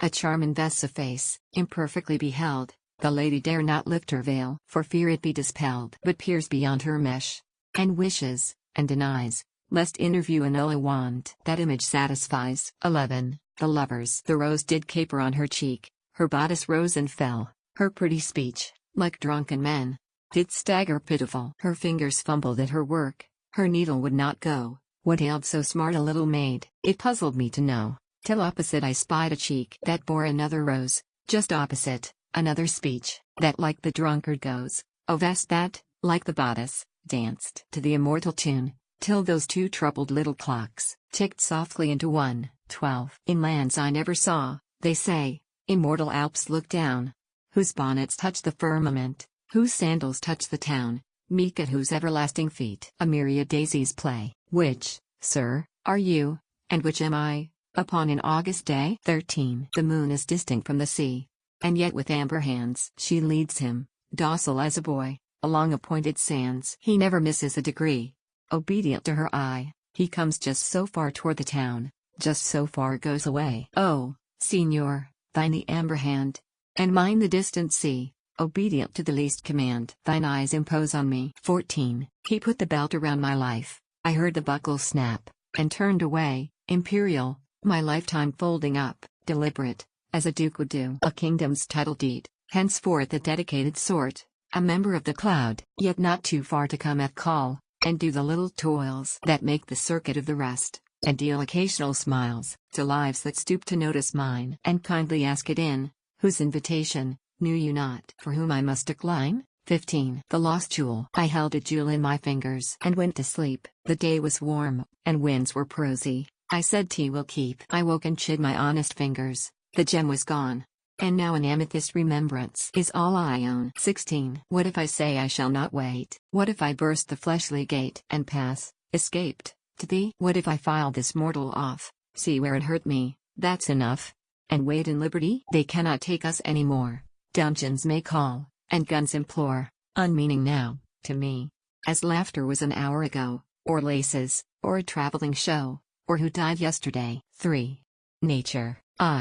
Mother Nature. Nature, the gentlest mother, impatient of no child, the feeblest or the waywardest, her admonition mild. In forest in the hill by traveler is heard, restraining rampant squirrel or too impetuous bird. How fair her conversation, a summer afternoon, her household, her assembly, and when the sun goes down, her voice among the isles incites the timid prayer of the minutest cricket, the most unworthy flower. When all the children sleep, she turns as long away as will suffice to light her lamps, then, bending from the sky with infinite affection and infiniter care, her golden finger on her lip, wills silence everywhere. 2. Out of the morning, will there really be a morning? Is there such a thing as day? Could I see it from the mountains? If I were as tall as they? Has it feet like water lilies? Has it feathers like the bird? Is it brought from famous countries, of which I have never heard? Oh, some scholar. Oh, some sailor. Oh, some wise man from the skies. Please to tell a little pilgrim where the place called morning lies. 3. At 3:30 a single bird unto a silent sky propounded but a single term of cautious melody. At 4:30, experiment had subjugated test, and lo, her silver principle supplanted all the rest. At 7:30, element nor implement was seen, and place was where the presence was. Circumference between 4 days parlor. The day came slow, till 5 o'clock, then sprang before the hills like hindered rupees, or the light. A sudden musket spills. A purple could not keep the east. The sunrise shook from fold, like breaths of topaz, packed a night. The lady just unrolled. The happy wines their timbrels took. The birds, in docile rows, arranged themselves around their prince. The wind is prince of those. The orchard sparkled like a Jew. How mighty tea was, to stay a guest in this stupendous place, a parlor of the day. The sun's wooing. The sun just touched the morning, happy thing, suppose that he had come to dwell, and life would be all spring. She felt herself supremer, a raised, ethereal thing, henceforth for her what holiday. Meanwhile, her wheeling king trailed slow along the orchards, his haughty, spangled hems, leaving a new necessity, the want of diadems. The morning fluttered, staggered, felt feebly for her crown, her unanointed forehead, henceforth her only one. The robin is the one that interrupts the morn with hurried, few, express reports. When March is scarcely on, the robin is the one that overflows the noon with her cherubic quantity, in April but begun. The robin is the one that speechless from her nest submits that home and certainty and sanctity are best. 7. The butterfly's day. From cocoon forth a butterfly, as lady from her door, emerged a summer afternoon, repairing everywhere,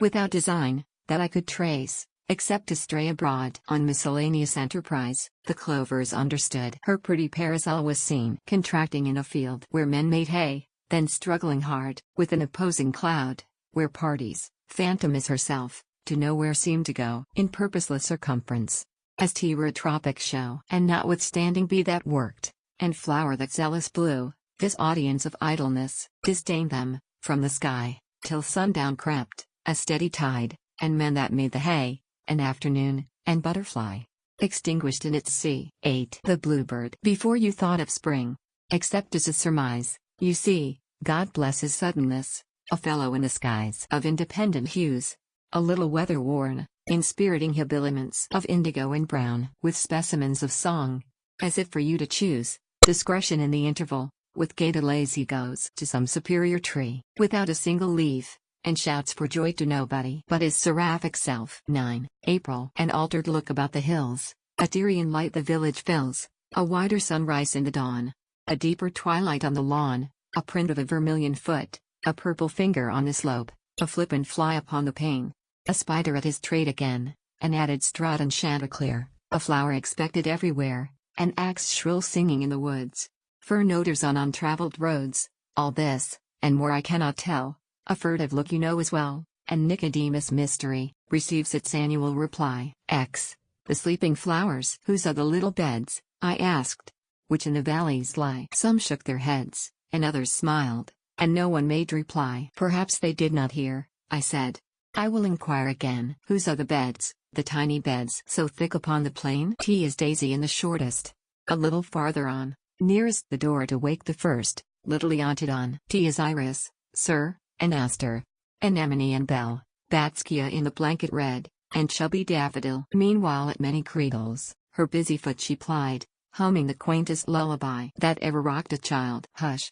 Epigea wakens, the crocus stirs her lids, Rhodora's cheek is crimson, she's dreaming of the woods. Then, turning from them, reverent, their bedtime tea is, she said, the bumblebees will wake them when April woods are red. 11. My rose. Pygmy seraphs gone astray, velvet people from Vevey, bells from some lost summer day. Bees exclusive coterie. Paris could not lay the fold belted down with emerald, Venice could not show a cheek of a tint so lustrous meek. Never such an ambuscade as a briar and leaf displayed. For my little damask maid, I had rather wear her grace than an earl's distinguished face. I had rather dwell like her than be Duke of Exeter. Royalty enough for me to subdue the bumblebee. 12. The oriole's secret. To hear an oriole sing may be a common thing, or only a divine. It is not of the bird, who sings the same, unheard, as unto crowd. The fashion of the ear attireth that it hear, in dun or fair. So whether it be rune, or whether it be none, is of within. The tune is in the tree. The skeptic showeth me, no, sir. In the 13. The oriole. One of the ones that Midas touched, who failed to touch us all, was that confiding prodigal. The blissful oriole. So drunk, he disavows it. With badinage divine, so dazzling, we mistake him for an alighting mine. A pleader, a dissembler, an epicure, a thief, betimes an oratorio, an ecstasy in chief, the Jesuit of orchards. He cheats as he enchants. Of an entire adder, for his decamping wands. The splendor of a Burma, the meteor of birds, departing like a pageant, of ballads and of bards. I never thought that Jason sought for any golden fleece, but then I am a rural man, with thoughts that make for peace. But if there were a Jason, tradition suffer me. Behold his lost emolument, upon the apple tree. 14. In shadow. I dreaded that first robin so, but he is mastered now, and I am accustomed to him grown. He hurts a little, though. I thought if I could only live till that first shout got by. Not all pianos in the woods had power to mangle me. I dared not meet the daffodils, for fear their yellow gown would pierce me with a fashion so foreign to my own. I wished the grass would hurry, so when tea was time to see, he'd be too tall, the tallest one could stretch to look at me. I could not bear the bees should come. I wished they'd stay away. In those dim countries where they go, what word had they for me? They were here, though, not a creature failed. No blossom stayed away. In gentle deference to me, the Queen of Calvary. Each one salutes me as he goes, and I my childish plumes lift, in bereaved acknowledgement of their unthinking drums. 15. The hummingbird. A rat of evanescence with a revolving wheel, a resonance of emerald, a rush of cochineal, and every blossom on the bush adjusts its tumbled head. The mail from Tunis, probably. An easy morning's ride. 16. Secrets. The skies can't keep their secret, they tell it to the hills. The hills just tell the orchards, and they the daffodils. A bird, by chance, that goes that way, soft overheard the whole. If I should bribe the little bird, who knows but she would tell. I think I won't, however. It's finer not to know. If summer were an axiom, what sorcery had snow? So keep your secret, father. I would not, if I could, know what the sapphire fellows do in your new-fashioned world. 17. Who robbed the woods? The trusting woods. The unsuspecting trees brought out their burrs and mosses, his fantasy to please. He scanned their trinkets, curious, he grasped, he bore away. What will the solemn hemlock? What will the fir tree say? 18. Two voyagers. Two butterflies went out at noon, and waltzed above a stream, then stepped straight through the firmament, and rested on a beam, and then together bore away, upon a shining sea, though never yet, in any port, their coming mentioned be. If spoken by the distant bird, if met in ether sea, by frigate or by merchantman, report was not to me. 19. By the sea. I started early, took my dog, and visited the sea. The mermaids in the basement came out to look at me, and frigates in the upper floor extended hempen hands, presuming me to be a mouse, aground, upon the sands. But no man moved me till the tide went past my simple shoe, and past my apron and my belt, and past my bodice too, and made as he would eat me up, as wholly as a dew upon a dandelion's sleeve. And then I started too, and he followed close behind. I felt his silver heel upon my ankle, then my shoes would overflow with pearl until we met the solid town. No man he seemed to know, and bowing with a mighty look at me, the sea withdrew. 20. Old-fashioned Arcturus is his other name. I'd rather call him Star. It's so unkind of science to go and interfere. I pull a flower from the woods. A monster with a glass computes the stamens in a breath, and has her in the class. Whereas I took the butterfly, aforetime in my hat. He sits erecting cabinets. The clover bells forgot what once was heaven, is zenith now. Where I propose to go when time's brief masquerade was done, is mapped and charted too. What if the poles should frisk about and stand upon their heads? I hope I am ready for the worst, whatever prank betides. Perhaps the kingdom of heaven's changed. I hope the children there won't be new-fashioned when I come, and laugh at me, and stare. I hope the Father in the skies will lift his little girl, old-fashioned, naughty, everything, over the stile of pearl. 21. A tempest. An awful tempest mashed the air. The clouds were gaunt and few, a black, as of a spectre's cloak, hid heaven and earth from view. The creatures chuckled on the roofs and whistled in the air, and shook their fists and gnashed their teeth, and swung their frenzied hair. The morning lit, the birds arose, the monster's faded eyes turned slowly to his native coast, and peace was paradise. 22. The sea, and everywhere of silver, with ropes of sand to keep it from effacing the track called land. 23. In the garden a bird came down the walk. He did not know I saw. He bit an angleworm in halves, and ate the fellow, raw. And then he drank a dew from a convenient grass, and then hopped sidewise to the wall, to let a beetle pass. He glanced with rapid eyes that hurried all abroad. They looked like frightened beads, I thought. He stirred his velvet head like one in danger, cautious. I offered him a crumb, and he unrolled his feathers, and rowed him softer home. Then oars divide the ocean, 2 silver for a seam, or butterflies, off banks of noon, leap, plashless, as they swim. 24. The snake, a narrow fellow in the grass, occasionally rides. You may have met him, did you not? His notice sudden is. The grass divides as with a comb, a spotted shaft is seen, and then it closes at your feet and opens further on. He likes a boggy acre, a floor too cool for corn. Yet when a child, and barefoot, I more than once, at morn, have passed, I thought, a whiplash, unbraiding in the sun, when, stooping to secure it, it wrinkled, and was gone. Several of nature's people, I know, and they know me. I feel for them a transport of cordiality, but never met this fellow. Attended or alone, without a tighter breathing, and 0 at the bone. 25. The mushroom. The mushroom is the elf of plants. At evening it is not, at morning in a truffled hut. It stops upon a spot as if it tarried always, and yet its whole career is shorter than a snake's delay, and fleeter than a tear. Tea is vegetation's juggler, the germ of alibi, doth like a bubble antedate, and like a bubble high. I feel as if the grass were pleased to have it intermit, the surreptitious scion of summer's circumspect. Had nature any outcast face, could she a son contemn? Had nature an Iscariot? That mushroom, it is him. 26. The storm. There came a wind like a bugle.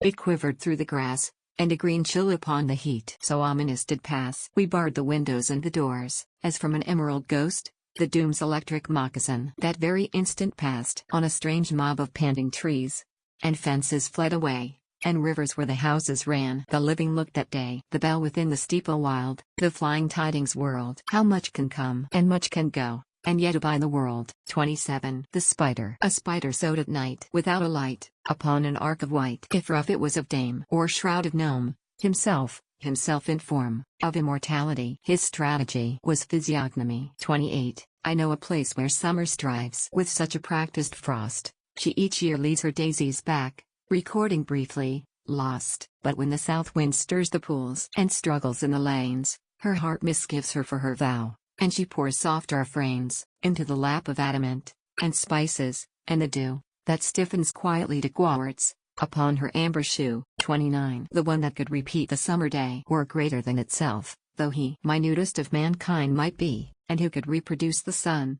at period of going down. The lingering in the stain, I mean when Orient has been outgrown, and Occident becomes unknown, His name remain. 30. The WLND's visit. The wind tapped like a tired man, and like a host, "Come in." I boldly answered, entered then my residence within, a rapid, footless guest, to offer whom a chair were as impossible as hand a sofa to the air, no boneheady to bind him. His speech was like the push of numerous hummingbirds at once from a superior bush. His countenance a billow, his fingers, if he pass, let go music, as of tunes blown tremulous in glass. He visited, still flitting, then, like a timid man, again he tapped. He was flurriedly, and I became alone. 31. Nature rarer uses yellow than another hue, saves she olive that for sunsets.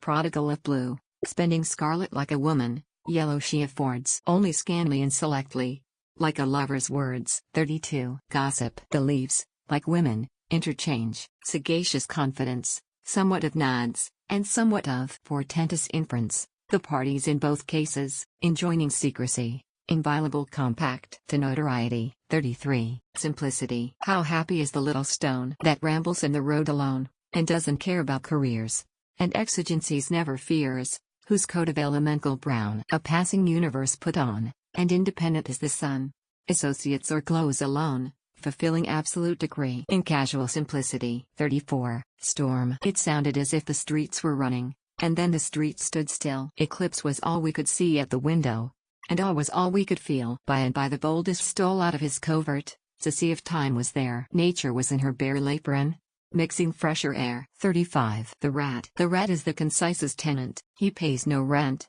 repudiates the obligation, on schemes intent, bucking our wit, to sound or circumvent. Hate cannot harm a foe so reticent. Neither degree prohibits him, lawful as equilibrium. 36. Frequently the woods are pink, frequently are brown, frequently the hills undress. Behind my native town, oft a head is crested. I was wont to see, and as oft a cranny where it used to be, and the earth, they tell me, on its axis turned, wonderful rotation by but 12 performed. 37. A thunderstorm. The wind begun to rock the grass with threatening tunes, and lo, he flung a menace at the earth, a menace at the sky. The leaves unhooked themselves from trees and started all abroad. The dust did scoop itself like hands and throw away the road. The wagons quickened on the streets, the thunder hurried slow, the lightning showed a yellow beak, and then a livid claw. The birds put up the bars to nests, the cattle fled to barns. There came one drop of giant rain, and then, as if the hands that held the dam set parted hold, the waters wrecked the sky, but overlooked my father's house, just quartering a tree. 38. With flowers, south winds jostle them, bumblebees come, hover, hesitate, drink, and are gone. Butterflies pause on their passage. Cashmere, I, softly plucking, present them here. 39. Sunset. Where ships of purple gently toss on seas of daffodil, fantastic sailors mingle, and then the wharf is still. Excel. She sweeps with many-colored brooms, and leaves the shreds behind. Oh, housewife in the evening west, come back, and dust the pond. You dropped a purple raveling in, you dropped an amber thread, and now you veil it in all the east with duds of emerald. And still she plies her spotted brooms, and still the aprons fly, till brooms fade softly into stars. And then I come away. XLI. Like mighty footlights burn the red at bases of the trees, the far theatricals of day exhibiting to these. He was universe that did applaud, while, chiefest of the crowd, enabled by his royal dress, myself distinguished God. 42. Problems. Bring me the sunset in a cup, reckon the morning's flagons up, and say how many do. Tell me how far the morning leaps, tell me what time the weaver sleeps. Who spun the breadths of blue? Write me how many notes there be in the new robin's ecstasy among astonished boughs, how many trips the tortoise makes, how many cups the bee partakes, the debauchee of dews. Also, who laid the rainbow's piers, also, who leads the docile spheres by widths of supple blue, whose fingers string the stalactite, who counts the wampum of the night, to see that none is due, who built this little Alban house and shut the windows down so close my spirit cannot see, who will let me out some gala day, with implements to fly away, passing pomposity. Zai, the jugular of day, blazing in gold and quenching in purple, leaping like leopards to the sky, then at the feet of the old horizon laying her spotted face, to die, stooping as low as the otter's window, touching the roof and tinting the barn, kissing her bonnet to the meadow, and the jugular of day is gone. Sliv, my cricket, farther in summer than the birds, pathetic from the grass, A minor nation celebrates its unobtrusive mass. No ordinance is seen, so gradual a grace. A pensive custom it becomes, enlarging loneliness. And a quest felt at noon. When August, burning low, calls forth this spectral canticle, reposted typify remedies yet no grace, no furrow on the glow. Yet a druidic difference enhances nature now. XLV. As imperceptibly as grief, the summer lapsed away, too imperceptible, at last, to seem like perfidy. A quietness distilled, as twilight long begun, or nature, spending with herself. Sequestered afternoon. The dusk drew earlier in.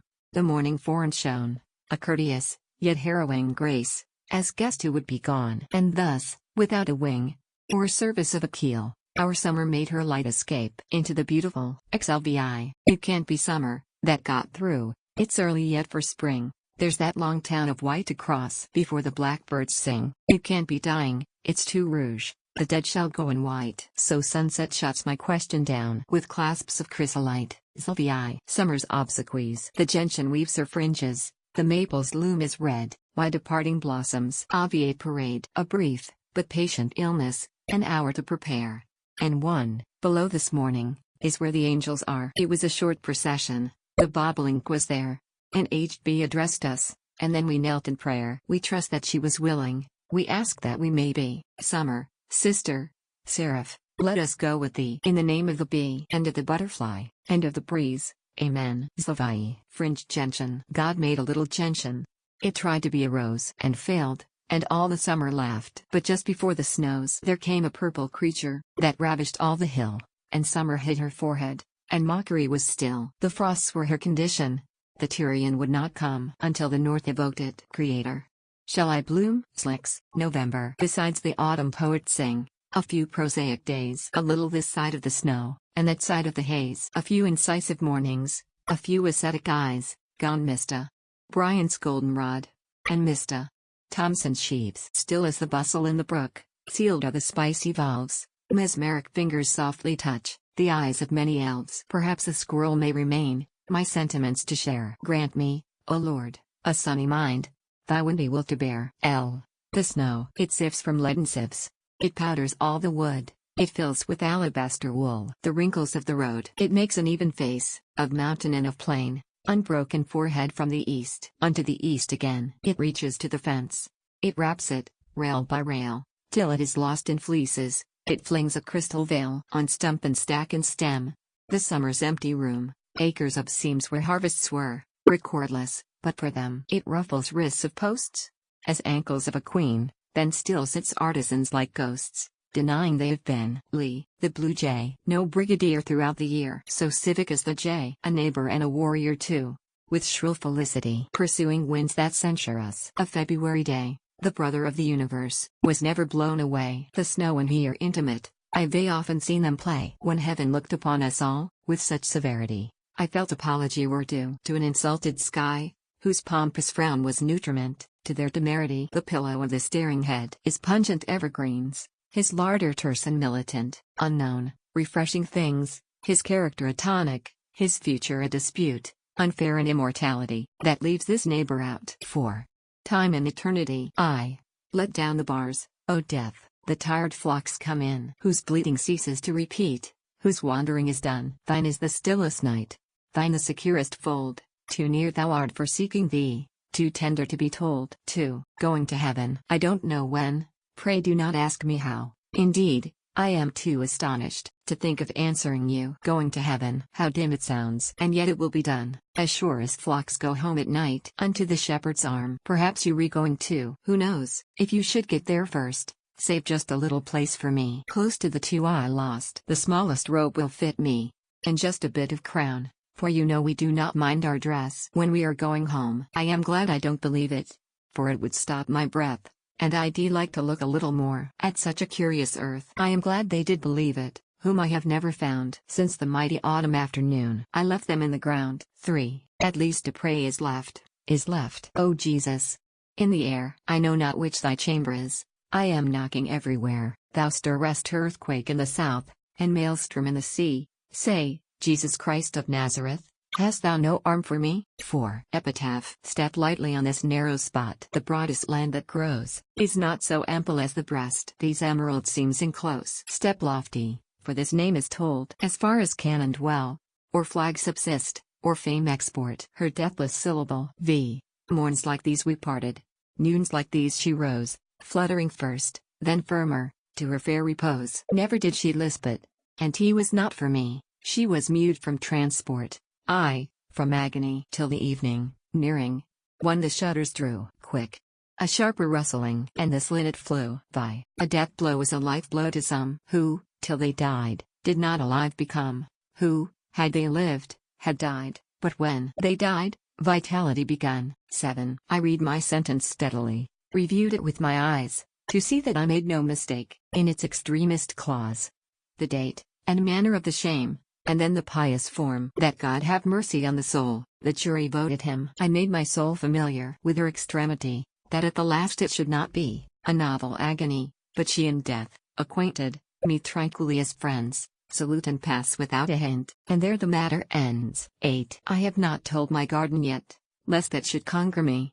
I have not quite the strength now to break it to the bee. I will not name it in the street, for shops would stare, that I, so shy, so very ignorant, should have the face to die. The hillsides must now know it, where I have rambled so, nor tell the loving forests the day that I shall go, nor lisp it at the table, nor heedless by the way, hint that within the riddle one will walk today. 9. The battlefield. They dropped like flakes, they dropped like stars, like petals from a rose, when suddenly across the June a wind with fingers goes. They perished in the seamless grass. No, I could find the place, but God on his repealless list can summon every face. X.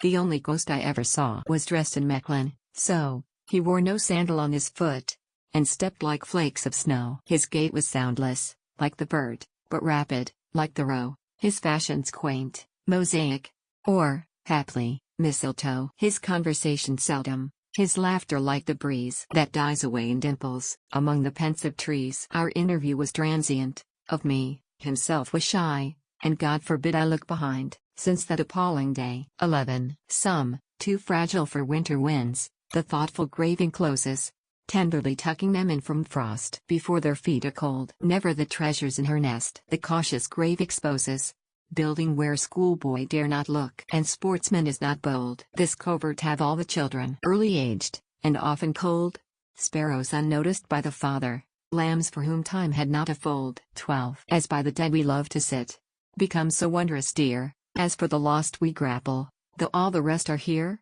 in broken mathematics, we estimate our prize, vast, in its fading ratio, to our penurious eyes. 13. Memorials. Death sets a thing significant. The eye had hurried by, except a perished creature, entreat us tenderly to ponder little workmanships in crayon or in wool, with this was last her fingers did, industrious until the thimble weighed too heavy, the stitches stopped themselves, and then tea was put among the dust, upon the closet shelves. A book I have, a friend gave, whose pencil, here and there, had notched the place that pleased him. At rest his fingers are. Now, when I read not, for interrupting tears obliterate the etchings, too costly for repairs. 14. I went to heaven. T was a small town, lit with a ruby, lathed with down, stiller than the fields at the full dew, beautiful as pictures no man drew. People like the moth, of Mechlin, frames, duties of gossamer, and idle names. Almost contented I could be, 'mong such unique society. 15. Their height in heaven comforts not, their glory not to me. T was best imperfect, as it was. I am finite, I can't see the house of supposition. The glimmering frontier that skirts the acres of perhaps, to me shows insecure. The wealth I had contented me. If T was a meaner size, then I had counted it until it pleased my narrow eyes better than larger values. However true their show, this timid life of evidence keeps pleading, I don't know. 16. There is a shame of nobleness confronting sudden pelf, a finer shame of ecstasy convicted of itself, a best disgrace a brave man feels, acknowledged of the brave, one more ye blessed to be told, but this involves the grave. 17. Triumph. Triumph may be of several kinds. There's triumph in the room, when that old imperator, death, by faith is overcome. There's triumph of the finer mind, when truth, affronted long, advances come to her supreme, her God her only throng. A triumph when temptation's bribe is slowly handed back. One eye upon the heaven renounced and one upon the rack. Severer triumph, by himself experienced, who can pass, acquitted from that naked bar, Jehovah's countenance. 18. Pompless no life can pass away. The lowliest career to the same pageant wends its way as that exalted here. How cordial is the mystery, the hospitable Paul in this way beckons spaciously, a miracle for all. 19. I noticed people disappeared, when but a little child, suppose they visited remote, or settled regions wild. Now know I they both visited and settled regions wild, but did because they died, a fact withheld the little child. 20. Following I had no cause to be awake, my best was gone to sleep. And morn a new politeness took, and failed to wake them up, but called the others clear, and passed their curtains by. Sweet morning, when I oversleep, knock, recollect, for me. I looked at sunrise once, and then I looked at them, and wishfulness in me arose. For circumstance the same. Tea was such an ample piece, it could not hold a sigh. Tea was Sabbath with the bells divorced, tea was sunset all the day. So choosing but a gown, and taking but a prayer, the only raiment I should need, I struggled, and was there. 21. If anybody's friend be dead, it's sharpest of the theme, the thinking how they walked alive, at such and such a time. Their costume, of a Sunday, some manner of the hair, a prank nobody knew but them, lost, in the sepulchre. How warm they were on such a day, you almost feel the date, so short way off it seems, and now, they re centuries from that. How pleased they were at what you said. You try to touch the smile, and dip your fingers in the frost. When was it, can you tell? You asked the company to tea. Acquaintance, just a few, and chatted close with this grand thing. That don't remember you? Past bows and invitations, past interview, and vow, past what ourselves can estimate, that makes the quick of woe. 22. The journey. Our journey had advanced, our feet were almost come to that odd fork in being's road. Eternity by term, our pace took sudden awe, our feet reluctant led. Before were cities, but between, the forest of the dead. Retreat was out of hope, behind, a sealed route, eternity's white flag before, and God at every gate. 23. A country burial. Ample make this bed with awe, in it wait till judgment break. Excellent and fair be its mattress straight, be its pillow round, let no sunrise yellow noise interrupt this ground. 24. Going on such a night, or such a night, would anybody care if such a little figure slipped quiet from its chair, so quiet, oh, how quiet, that nobody might know but that the little figure rocked softer, to and fro. On such a dawn, or such a dawn, would anybody sigh that such a little figure too sound asleep did lie? For chanticleer to wake it, or stirring house below, or giddy bird in orchard, or early task to do? There was a little figure plump for every little knoll, busy needles, and spools of thread, and trudging feet from school, playmates, and holidays, and nuts, and visions vast and small. Strange that the feet so precious charged, should reach so small a goal. 25. Essential oils are wrung. The attar from the rose, is not expressed by suns alone, it is the gift of screws. The general rose decays, but this, in lady's drawer, makes summer when the lady lies in ceaseless rosemary. 26. I lived on dread, to those who know, the stimulus there is in danger, other impetus is numb and vital less, as tea were a spur upon the soul.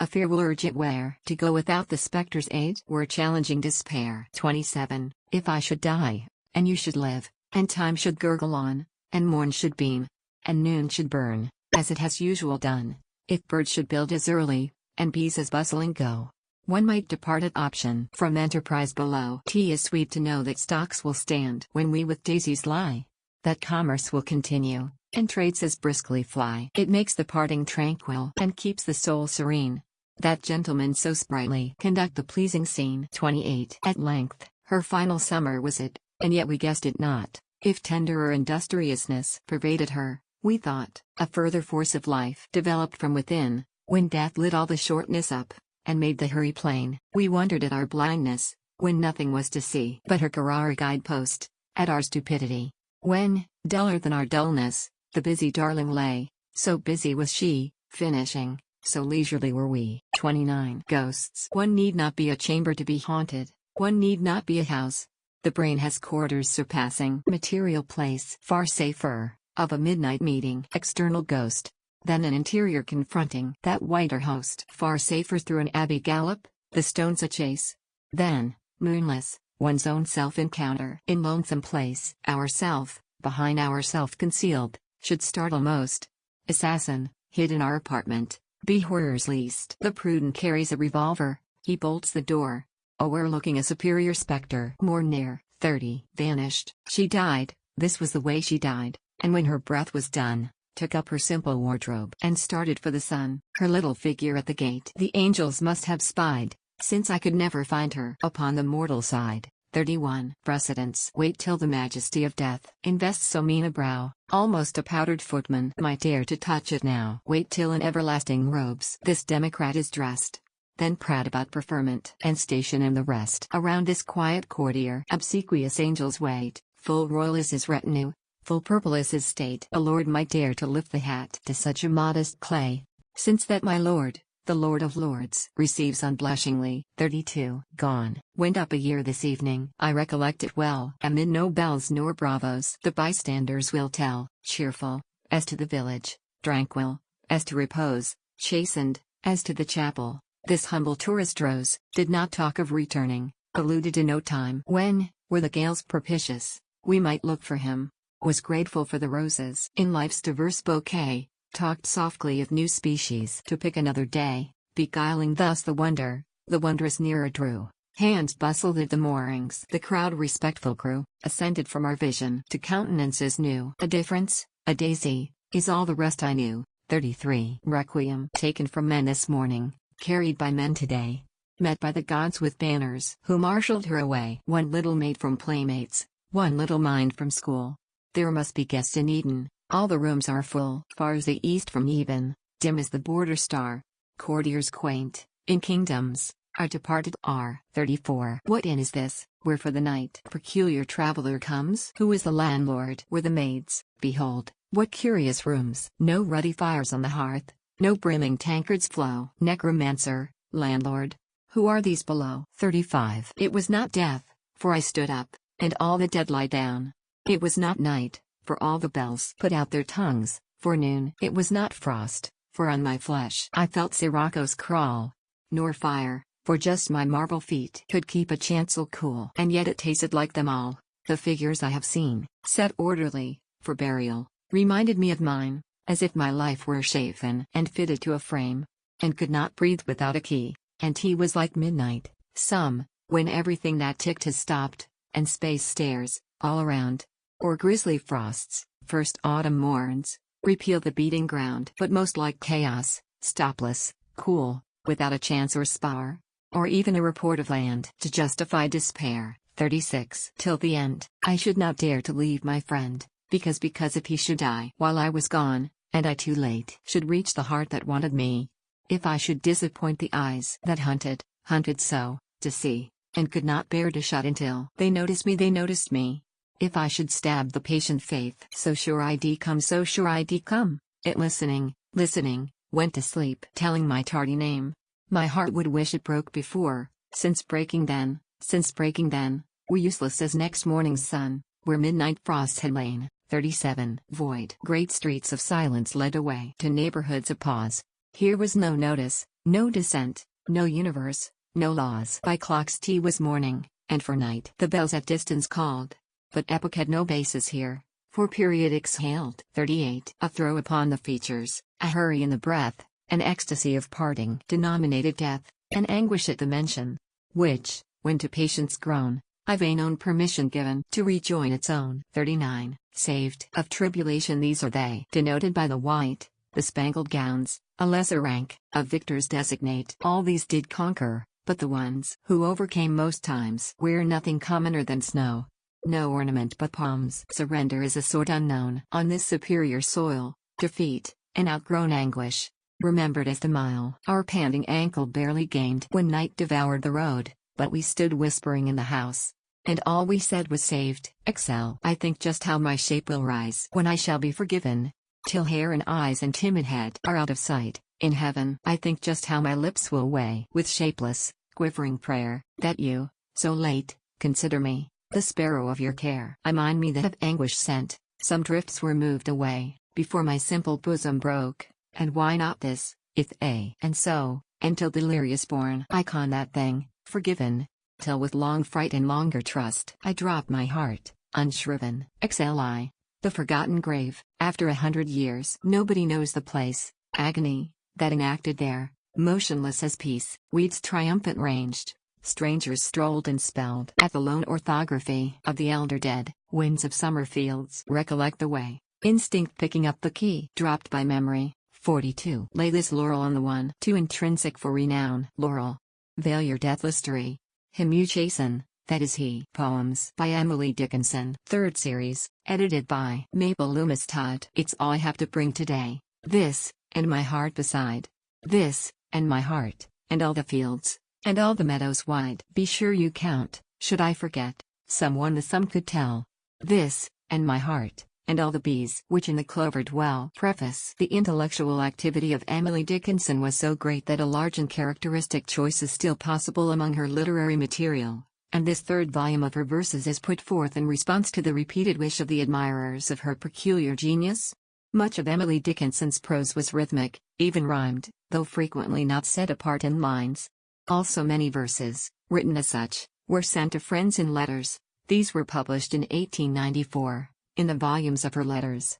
It has not been necessary, however, to include them in this series, and all have been omitted, except 3 or 4 exceptionally strong ones, as a book, and with flowers. There is internal evidence that many of the poems were simply spontaneous flashes of insight, apparently unrelated to outward circumstance. Others, however, had an obvious personal origin. For example, the verses I Had a Guinea Golden, which seem to have been sent to some friend traveling in Europe, as a dainty reminder of letter-writing delinquencies. The surroundings in which any of Emily Dickinson's verses are known to have been written usually serve to explain them clearly, but in general the present volume is full of thoughts needing no interpretation to those who apprehend this scintillating spirit. M. L. T. Amherst, October, 1896. Life. Real riches. T is little I could care for pearls, who own the ample sea, or brooches, when the emperor with rubies belteth me, or gold, who am the prince of mines, or diamonds, when I see a diadem to fit a dome continual crowning me. 2. Superiority to fate. Superiority to fate is difficult to learn. T is not conferred by any, but possible to earn a pittance at a time, until, from her surprise, the soul with strict economy, subsist till paradise. 3. Hope. Hope is a subtle glutton. He feeds upon the fair, and yet, inspected closely, what abstinence is there? His is the halcyon table, that never seats but one, and whatsoever is consumed the same amounts remain. 4. Forbidden fruit. Forbidden fruit a flavor has that lawful orchards mocks. How luscious lies the pea within the pod that duty locks. Forbidden fruit. 2. Heaven is what I cannot reach. The apple on the tree, provided a do hopeless hang. That heaven is, to me, the color on the cruising cloud, the interdicted ground behind the hill. The house behind. There paradise is found by a word. A word is dead when it is said, some say. I say it just begins to live that day. 7. To venerate the simple days which lead the seasons by. Needs but to remember that from you or me they may take the trifle termed mortality, to invest existence with a stately air. Needs but to remember that the acorn there is the egg of forests, for the upper air. 8. Life straits. It's such a little thing to weep, so short a thing to sigh. And yet by trades the size of these we men and women die. 9. Drowning is not so pitiful as the attempt to rise. 3 times, T is said, a sinking man comes up to face the skies, and then declines forever to that abhorred abode where hope and he part company, for he is grasped of God. The Maker's cordial visage, however good to see, is shunned, we must admit it, like an adversity. X. How still the bells and steeples stand, till, swollen with the sky, they leap upon their silver feet, in frantic melody. 11. If the foolish call them flowers, need the wiser tell, if the savants classify them, it is just as well. Those who read the Revelations must not criticize, those who read the same edition with beclouded eyes. Could we stand with that old Moses Canaan denied? Scan, like him, the stately landscape on the other side. Doubtless we should deem superfluous many sciences, not pursued by learned angels in scholastic skies. Lo, amid that glad bell's letra grand that we may stand, stars, amid profound galaxies, at that grand right hand. 12. A syllable, could mortal lip divine the undeveloped freight of a delivered syllable, T would crumble with a weight 13. Parting. My life closed twice before its close. It yet remains to see if immortality unveil a third event to me, so huge, so hopeless to conceive, as these that twice befell. Parting is all we know of heaven, and all we need of hell. 14. Aspiration. We never know how high we are till we are called to rise, and then, if we are true to plan, our statures touch the skies. The heroism we recite would be a daily thing, did not ourselves the cubits warp for fear to be a king. 15. The inevitable. While I was fearing it, it came, but came with less of fear, because that fearing it so long had almost made it dare. There is a fitting a dismay,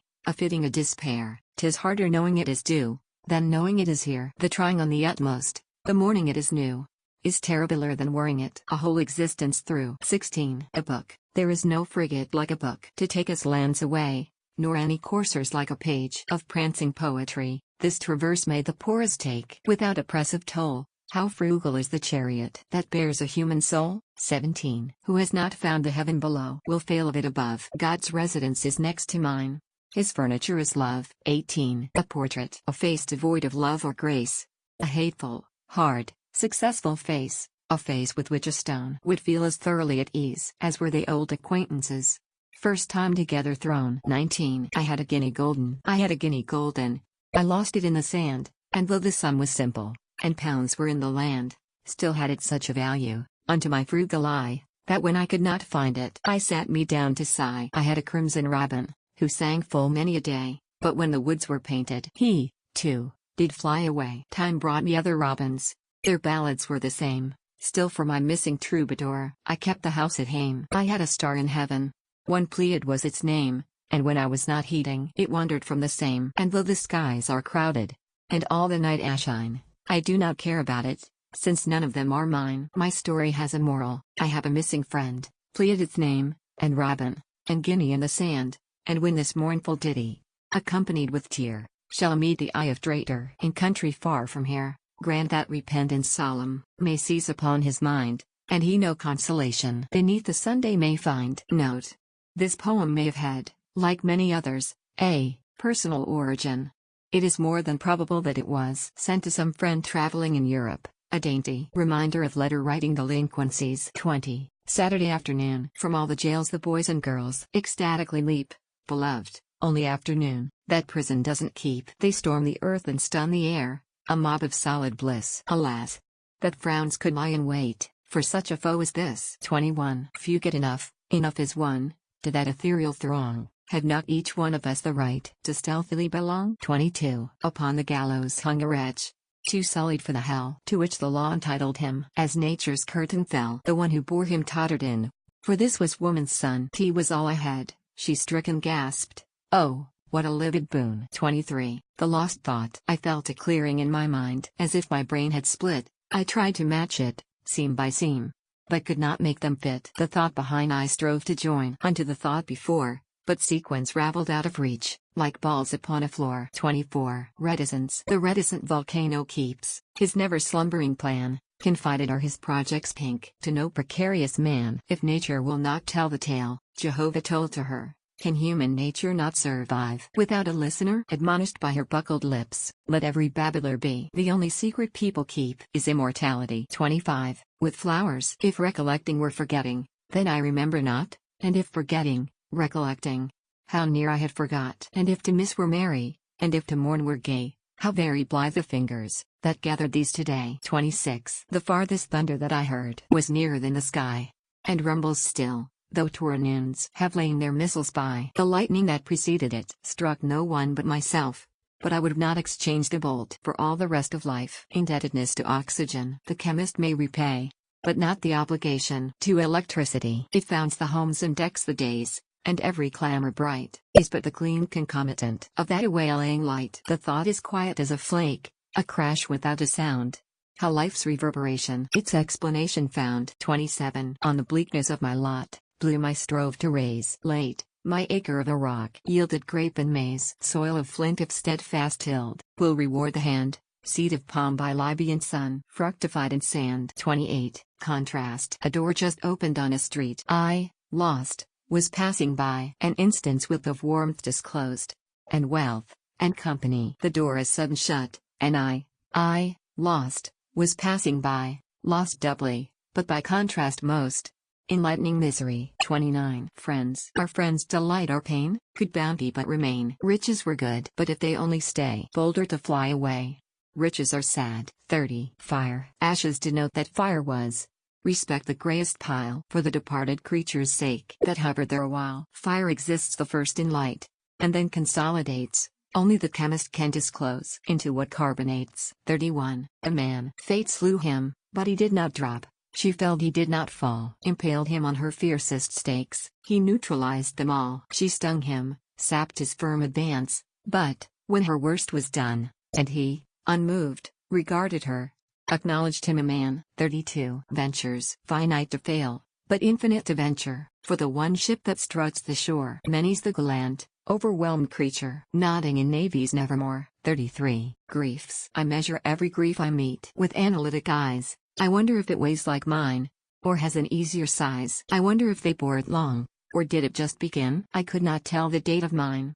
It feels so old a pain. I wonder if it hurts to live, and if they have to try, and whether, could they choose between, they would not rather die. I wonder if when years have piled some thousands on the cause of early hurt, if such a lapse could give them any pause, or would they go on aching still through centuries above, enlightened to a larger pain. By contrast with the love that grieved are many, I am told, the reason deeper lies. Death is but one and comes but once, and only nails the eyes. There's grief of want, and grief of cold, a sort they call despair. There's banishment from native eyes, in sight of native air. And though I may not guess the kind correctly, yet to me a piercing comfort it affords, in passing Calvary, to note the fashions of the cross, of those that stand alone. Still fascinated to presume that some are like my own. 34. I have a king who does not speak, so, wondering, throw the hours meek. I trudge the day away, half glad when it is night and sleep, if, haply, throw a dream to peep in parlors shut by day. And if I do, when morning comes, it is as if 100 drums did round my pillow roll, and shouts fill all my childish sky, and bells keep saying victory from steeples in my soul. And if I don't, the little bird within the orchard is not heard, and I omit to pray, Father, thy will be done today, for my will goes the other way, and it were perjury. 35. Disenchantment. It dropped so low in my regard I heard it hit the ground, and go to pieces on the stones at bottom of my mind, yet blamed the fate that fractured, less than I reviled myself, for entertaining plated wares upon my silver shelf. 36. Lost faith. To lose one's faith surpasses the loss of an estate. Because estates can be replenished, faith cannot. Inherited with life, belief but once can be. Annihilate a single clause, and being's beggary. 37. Lost joy. I had a daily bliss I half indifferent viewed, till sudden I perceived it stir. It grew as I pursued, till when, around a crag, it wasted from my sight. Enlarged beyond my utmost scope, I learned its sweetness right. 38. I worked for chaff, and earning wheat, was haughty and betrayed. What right had fields to arbitrate? In matters ratified, I tasted wheat, and hated chaff, and thanked the ample friend. Wisdom is more becoming viewed at distance than at hand. 39. Life, and death, and giants such as these, are still minor apparatus, hopper of the mill, beetle at the candle, or a fife's small fame, maintained by accident that they proclaim. Excel. Alpine glow. Our lives are Swiss, so still, so cool, till, some odd afternoon, the Alps neglect their curtains, and we look farther on. Italy stands the other side, while, like a guard between, the solemn Alps, the Siren Alps, forever intervene. XLI. Remembrance. Remembrance has a rear and front. T is something like a house, it has a garret also, for refuse and the mouse. Besides, the deepest cellar that ever mason hewed, look to it, by its fathoms, ourselves be not pursued. 42. To hang our head ostensibly, and subsequent to find that such was not the posture of our immortal mind, affords the sly presumption that, in so dense a fuzz, you, too, take cobweb attitudes upon a plane of gauze. The brain is wider than the sky, for, put them side by side, the one the other will include with ease, and you beside, the brain is deeper than the sea, for, hold them, blue to blue, the one the other will absorb, as sponges, buckets do. The brain is just the weight of God, for, lift them, pound for pound, and they will differ, if they do, as syllable from sound. Slive. The bone that has no marrow, what ultimate for that? It is not fit for table, for beggar, or for cat. A bone has obligations, a being has the same. A marrowless assembly is culpabler than shame. But how shall finished creatures a function fresh obtain? Old Nicodemus phantom, confronting us again. XLV. The past. The past is such a curious creature. To look her in the face, a transport may reward us, or a disgrace. Unarmed if any meet her, I charge him, fly. Her rusty ammunition might yet reply. XLVI. To help our bleaker parts, salubrious hours are given, which if they do not fit for earth, drill silently for heaven. XLVI. What soft, cherubic creatures these gentle women are. One would as soon assault a plush, or violate a star. Such dimity convictions, a horror so refined. Of freckled human nature, of deity ashamed, it's such a common glory, a fisherman's degree. Redemption, brittle lady, be so, ashamed of thee. XLVI. Desire, who never wanted, maddest joy, remains to him unknown. The banquet of abstemiousness surpasses that of wine. Within its hope, though yet ungrasped, desire's perfect goal, no nearer, lest reality should disenthrall thy soul. Slicks, philosophy. It might be easier to fail with land in sight, than gain my blue peninsula, to perish of delight. Power. You cannot put a fire out. A thing that can ignite can go, itself, without a fan. Upon the slowest night. You cannot fold a flood, and put it in a drawer, because the winds would find it out, and tell your cedar floor. A modest lot, a fame petite, a brief campaign of sting and sweet is plenty, is enough. A sailor's business is the shore, a soldier's balls.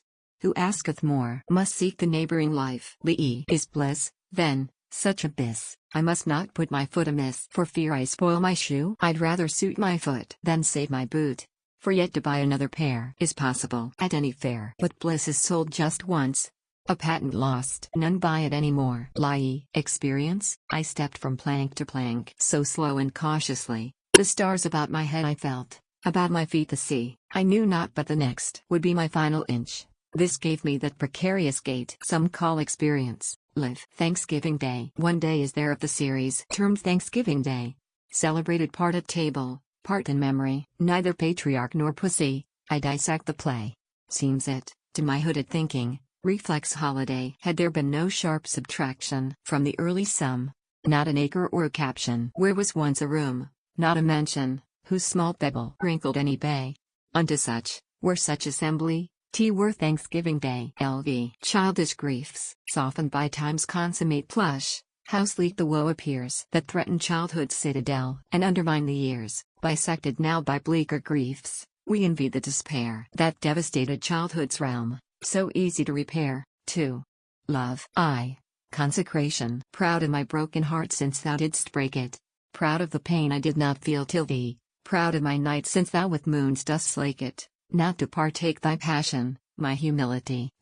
Love's humility. My worthiness is all my doubt, his merit all my fear, contrasting which, my qualities do lowlier appear, lest I should insufficient prove for his beloved need, the chiefest apprehension, within my loving creed. So I, the undivine abode of his elect content, conform my soul as were a church, unto her sacrament. Love. Love is anterior to life, posterior to death, initial of creation, and the exponent of breath. Satisfied. One blessing had I, then the rest. So larger to my eyes was I stopped gauging, satisfied. For this enchanted size, it was the limit of my dream, the focus of my prayer, a perfect, paralyzing bliss, contented as despair. I knew no more of want or cold, phantasms both become, for this new value in the soul, supremest earthly sum. The heaven below, the heaven above, obscured with ruddier hue. Life's latitude lent over full. The judgment perished, too. Why joys so scantily disperse? Why paradise defer? Why floods are served to us in bowls? I speculate no more.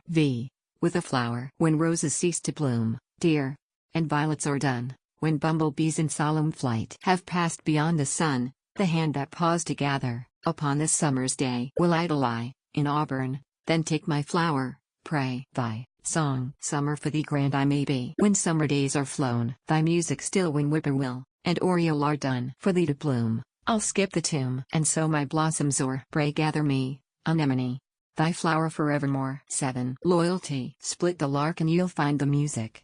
Bulb after bulb, in silver rolled, scantily dealt to the summer morning, saved for your ear when lutes behold. Loose the flood, you shall find it patent. Gush after gush, reserved for you, scarlet experiment. Skeptic Thomas, now, do you doubt that your bird was true? 8. To lose thee, sweeter than to gain all other hearts I knew. 'Tis true the drought is destitute, but then I had the dew. The Caspian has its realms of sand, its other realm of sea, without the sterile perquisite. No Caspian could be. 9. Poor little heart, did they forget thee? Then dinna care. Then dinna care. Proud little heart, did they forsake thee? Be debonair?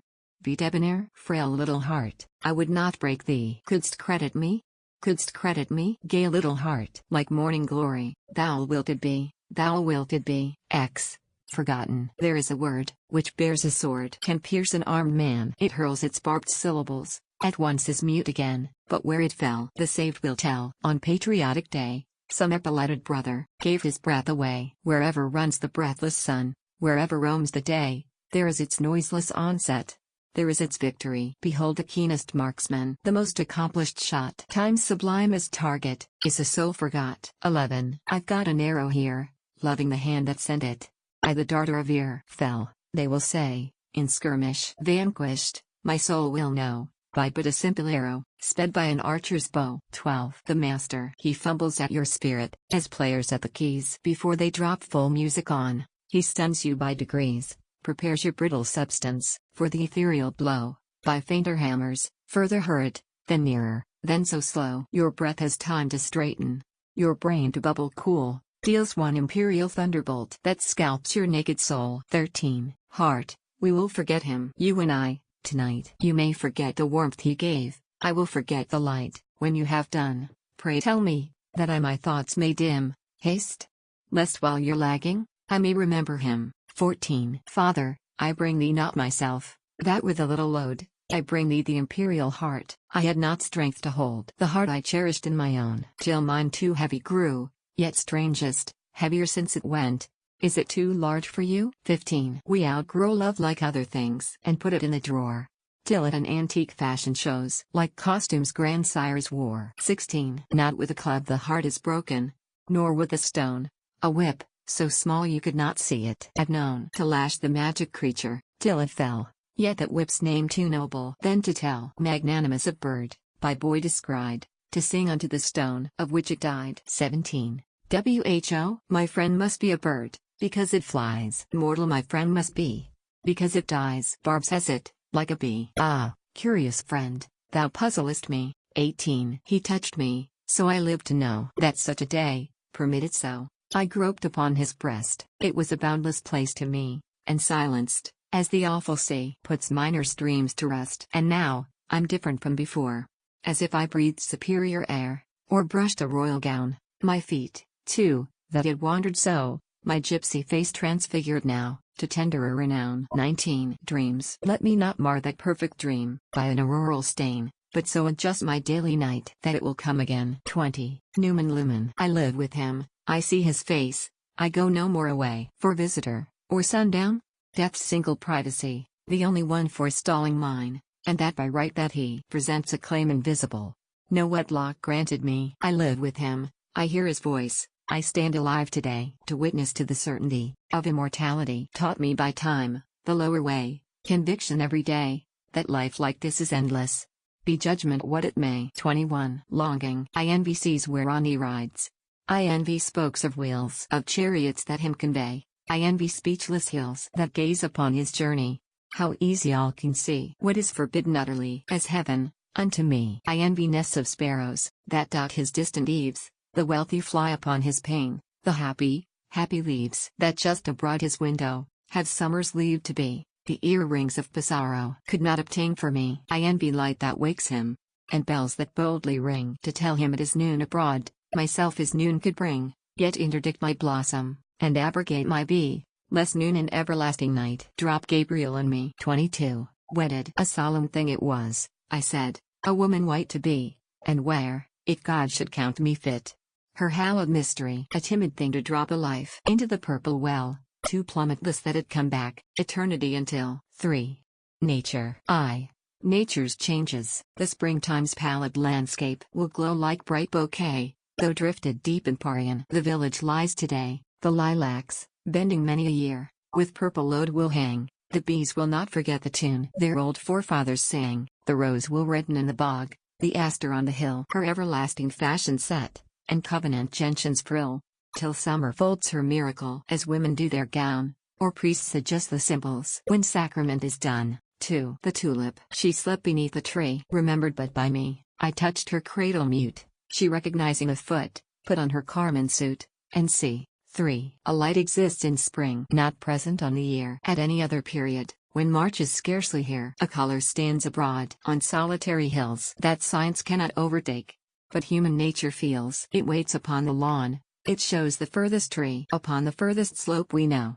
It almost speaks to me. Then, as horizons step, or noons report away, without the formula of sound, it passes, and we stay. A quality of loss affecting our content, as trade had suddenly encroached upon a sacrament. 4. The waking year. A lady red upon the hill, her annual secret keeps. A lady white within the field, in placid lily sleeps. The tidy breezes with their brooms, sweep vale, and hill, and tree. Prithee, my pretty housewives, who may expected be? The neighbors do not yet suspect, the woods exchange a smile. Orchard, and buttercup, and bird. In such a little while, and yet how still the landscape stands, how nonchalant the wood, as if the resurrection were nothing very odd. V.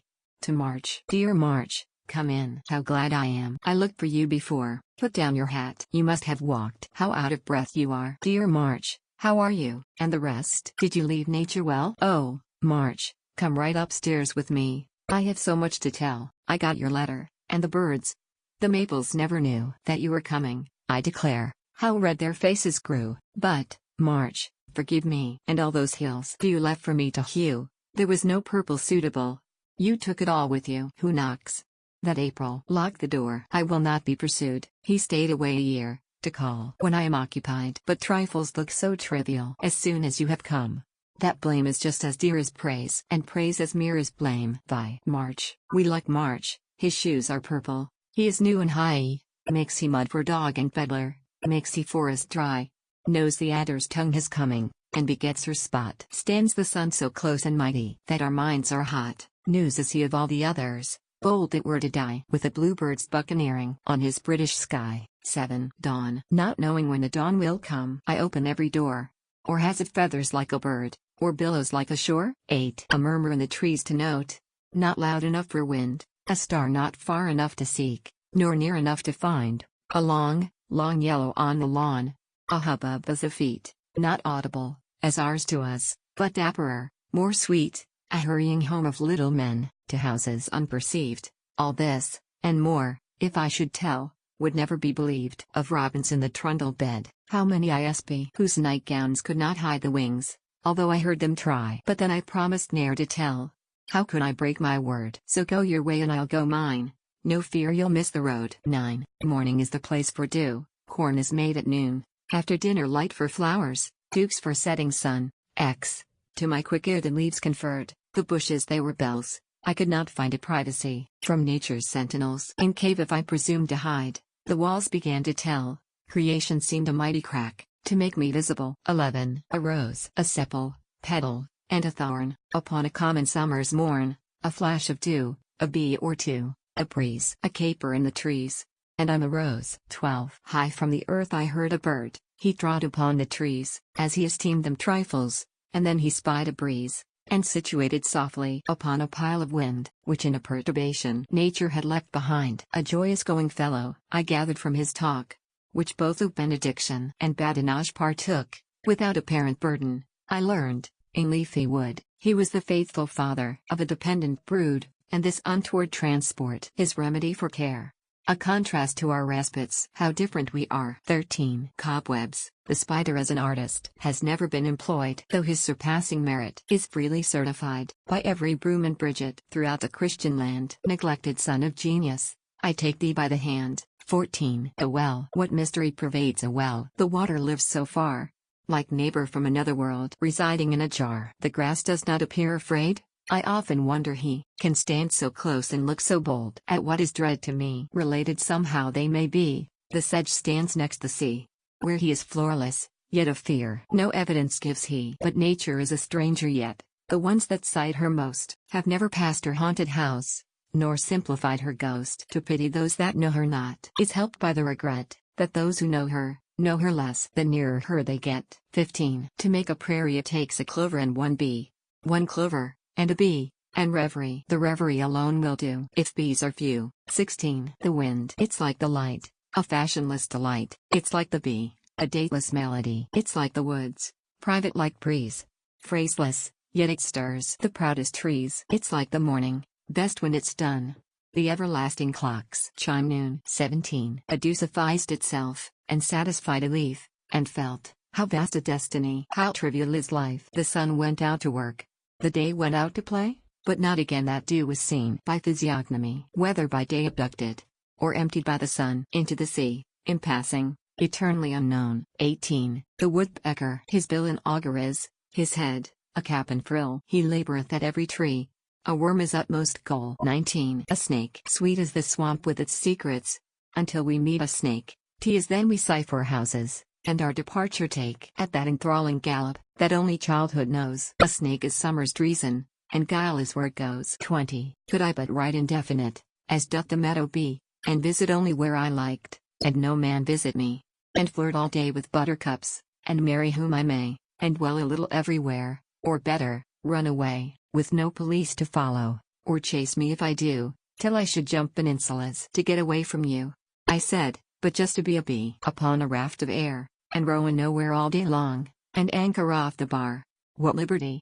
So captives deem who tight in dungeons are. 21. The moon was but a chin of gold a night or two ago, and now she turns her perfect face upon the world below. Her forehead is of amplest blonde, her cheek like beryl stone, her eye unto the summer dew the likest I have known. Her lips of amber never part, but what must be the smile upon her friend she could bestow were such her silver will, and what a privilege to be but the remotest star, for certainly her way might pass beside your twinkling door. Her bonnet is the firmament, the universe her shoe, the stars the trinkets at her belt, her dimities of blue. 22. The bat is done with wrinkled wings like fallow article, and not a song pervades his lips, or none perceptible. His small umbrella, quaintly halved, describing in the air, an arc alike inscrutable, elate philosopher, deputed from what firmament of what astute abode, empowered with what malevolence auspiciously withheld to his adroit creator, ascribe no less the praise. Beneficent, believe me, his eccentricities. 23. The balloon. You've seen balloons set, haven't you? So stately they ascend. It is as swans discarded you for duty's diamond. Their liquid feet go softly out upon a sea of blonde. They spurn the air as tea were too mean for creatures so renowned. Their ribbons just beyond the eye, they struggle some for a breath, and yet the crowd applauds below. They would not encore death. The gilded creature strains and spins, trips frantic in a tree. Tears open her imperial veins and tumbles in the sea. The crowd retire with an oath. The dust in streets goes down, and clerks in counting rooms observe, he was only a balloon. 24. Evening. The cricket sang, and set the sun, and workmen finished, one by one, there seemed the day upon. The low grass loaded with the dew, the twilight stood as strangers do, with hat in hand, polite and new, to stay as if, or go. A vastness, as a neighbor, came, a wisdom without face or name. A peace, as hemispheres at home, and so the night became. 25. Cocoon, drab habitation of whom? Tabernacle or tomb, or dome of worm, or porch of gnome, or some elf's catacomb. 26. Sunset. A sloop of amber slips away, upon an ether sea, and wrecks in peace a purple tar, the sun of ecstasy. 27. Aurora, of bronze and blaze. The north, tonight. So adequate its forms, so preconcerted with itself, so distant to alarms, and unconcerned so sovereign to universe, or me, it paints my simple spirit with tints of majesty, till I take vaster attitudes, and strut upon my stem, disdaining men and oxygen, for arrogance of them. My splendors are menagerie, but their completeless show will entertain the centuries. When I am, long ago, an island in dishonored grass, whom none but daisies know. 28. The coming of night. How the old mountains drip with sunset, and the break of dawn. How the hemlocks are tipped in tinsel by the wizard sun. How the old steeples hand the scarlet, till the ball is full. Have I the lip of the flamizon that I dare to tell? Then, how the fire ebbs like billows, touching all the grass, with a departing, sapphire feature, as if a duchess pass. How a small dusk crawls on the village till the houses blot, and the odd flambeau no men carry glimmer on the spot. Now it is night in nest and kennel, and where was the wood? Just a dome of abysses nodding into solitude. These are the visions baffled Guido, Titian never told. Domenichino dropped the pencil, powerless to unfold. 29. Aftermath. The murmuring of bees has ceased, but murmuring of some posterior, prophetic, has simultaneous come. The lower meters of the year, when nature's laugh is done, the revelations of the book whose genesis is June. 4. Time and eternity. This world is not conclusion, a sequel stands beyond. Invisible, as music, but positive, as sound. It beckons and it baffles, philosophies don't know. And through a riddle, at the last, sagacity must go. To guess it puzzles scholars, to gain it, men have shown, contempt of generations, and crucifixion known. 2. We learn in the retreating, how vast and one was recently among us. A perished son endears in a departure, how doubly more than all the golden presents it was before. 3. They say that time is wages, time never did assuage, and actual suffering strengthens, as sinews do, with age. Time is a test of trouble, but not a remedy. If such it proved too. There was no malady. 4. We cover thee, sweet face, not that we tire thee, but that thyself fatigue of us. Remember, as thou flee, we follow thee until thou notice us no more, and then, reluctant, turn away, to con thee o'er and o'er, and blame the scanty love we were content to show, augmented, sweet, 100-fold, if thou wouldst take it now. The ending that is solemn we have ended, be it but a play, or a glee among the garrets, or holiday, or leaving home, or later, parting with the world we have understood, for better still it be unfurled by the stimulus, beyond the grave. His countenance to see, supports me like imperial drams afforded royally. 7. Given in marriage unto thee, O, thou celestial host, bride of the Father and the Son, bride of the Holy Ghost. Other betrothal shall dissolve, wedlock of will decay, only the keeper of this seal conquers mortality. 8. That such have died enables us the tranquiller to die, that such have lived, certificate for immortality. 9. They won't frown always, some sweet day, when I forget to tease, they'll recollect how cold I looked, and how I just said please. Then they will hasten to the door, to call the little child, who cannot thank them, for the ice that on her lisping piled. X. Immortality. It is an honorable thought, and makes one lift one's hat, as one encounter gentlefolk, upon a daily street, that we've immortal place, though pyramids decay, and kingdoms, like the orchard, flit russetly away. 11. The distance that the dead have gone does not at first appear. Their coming back seems possible for many an ardent year. And then, that we have followed them, we more than half suspect. So intimate have we become with their dear retrospect. 12. How dare the robins sing, when men and women here, who since they went to their account, have settled with the year, paid all that life had earned, in one consummate bill, and now, what life or death can do is immaterial. Insulting is the sun, to him whose mortal light, beguiled of immortality, bequeaths him to the night. Indifference to him, extinct be every hum, whose garden wrestles with the dew, at daybreak overcome. 13. Death. Death is like the insect menacing the tree, competent to kill it, but decoy may be. Bait it with the balsam, seek it with the knife, baffle, if it cost you everything in life. Then, if it have burrowed out of reach of skill, ring the tree and leave it. T is the vermin's will. 14. Unwarned. T is sunrise, little maid, hast thou no station in the day? T was not thy wont to hinder, so retrieve thine industry. T is noon, my little maid, alas, and art thou sleeping yet? The lily waiting to be wed, the bee, dost thou forget? My little maid, T is night, alas, that night should be to thee instead of morning.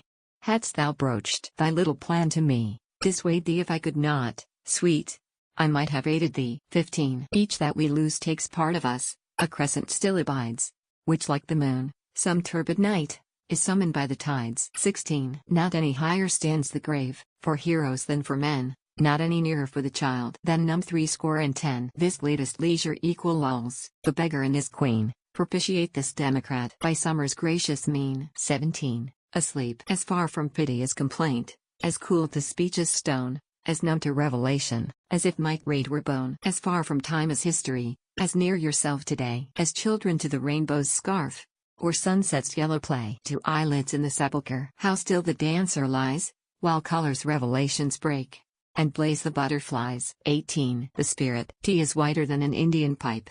Tea is dimmer than a lace, no stature has it, like a fog, when you approach the place. Not any voice denotes it here, or intimates it there. A spirit, how doth it accost? What customs hath the air? This limitless hyperbole, each one of us shall be. Tea is drama, if hypothesis it be not tragedy. 19. The monument. She laid her docile crescent down, and this mechanic stone still states, to dates that have forgot, the news that she is gone. So constant to its stolid trust, the shaft that never knew, it shames the constancy that fled, before its emblem flew. 20. Bless God, he went as soldiers, his musket on his breast.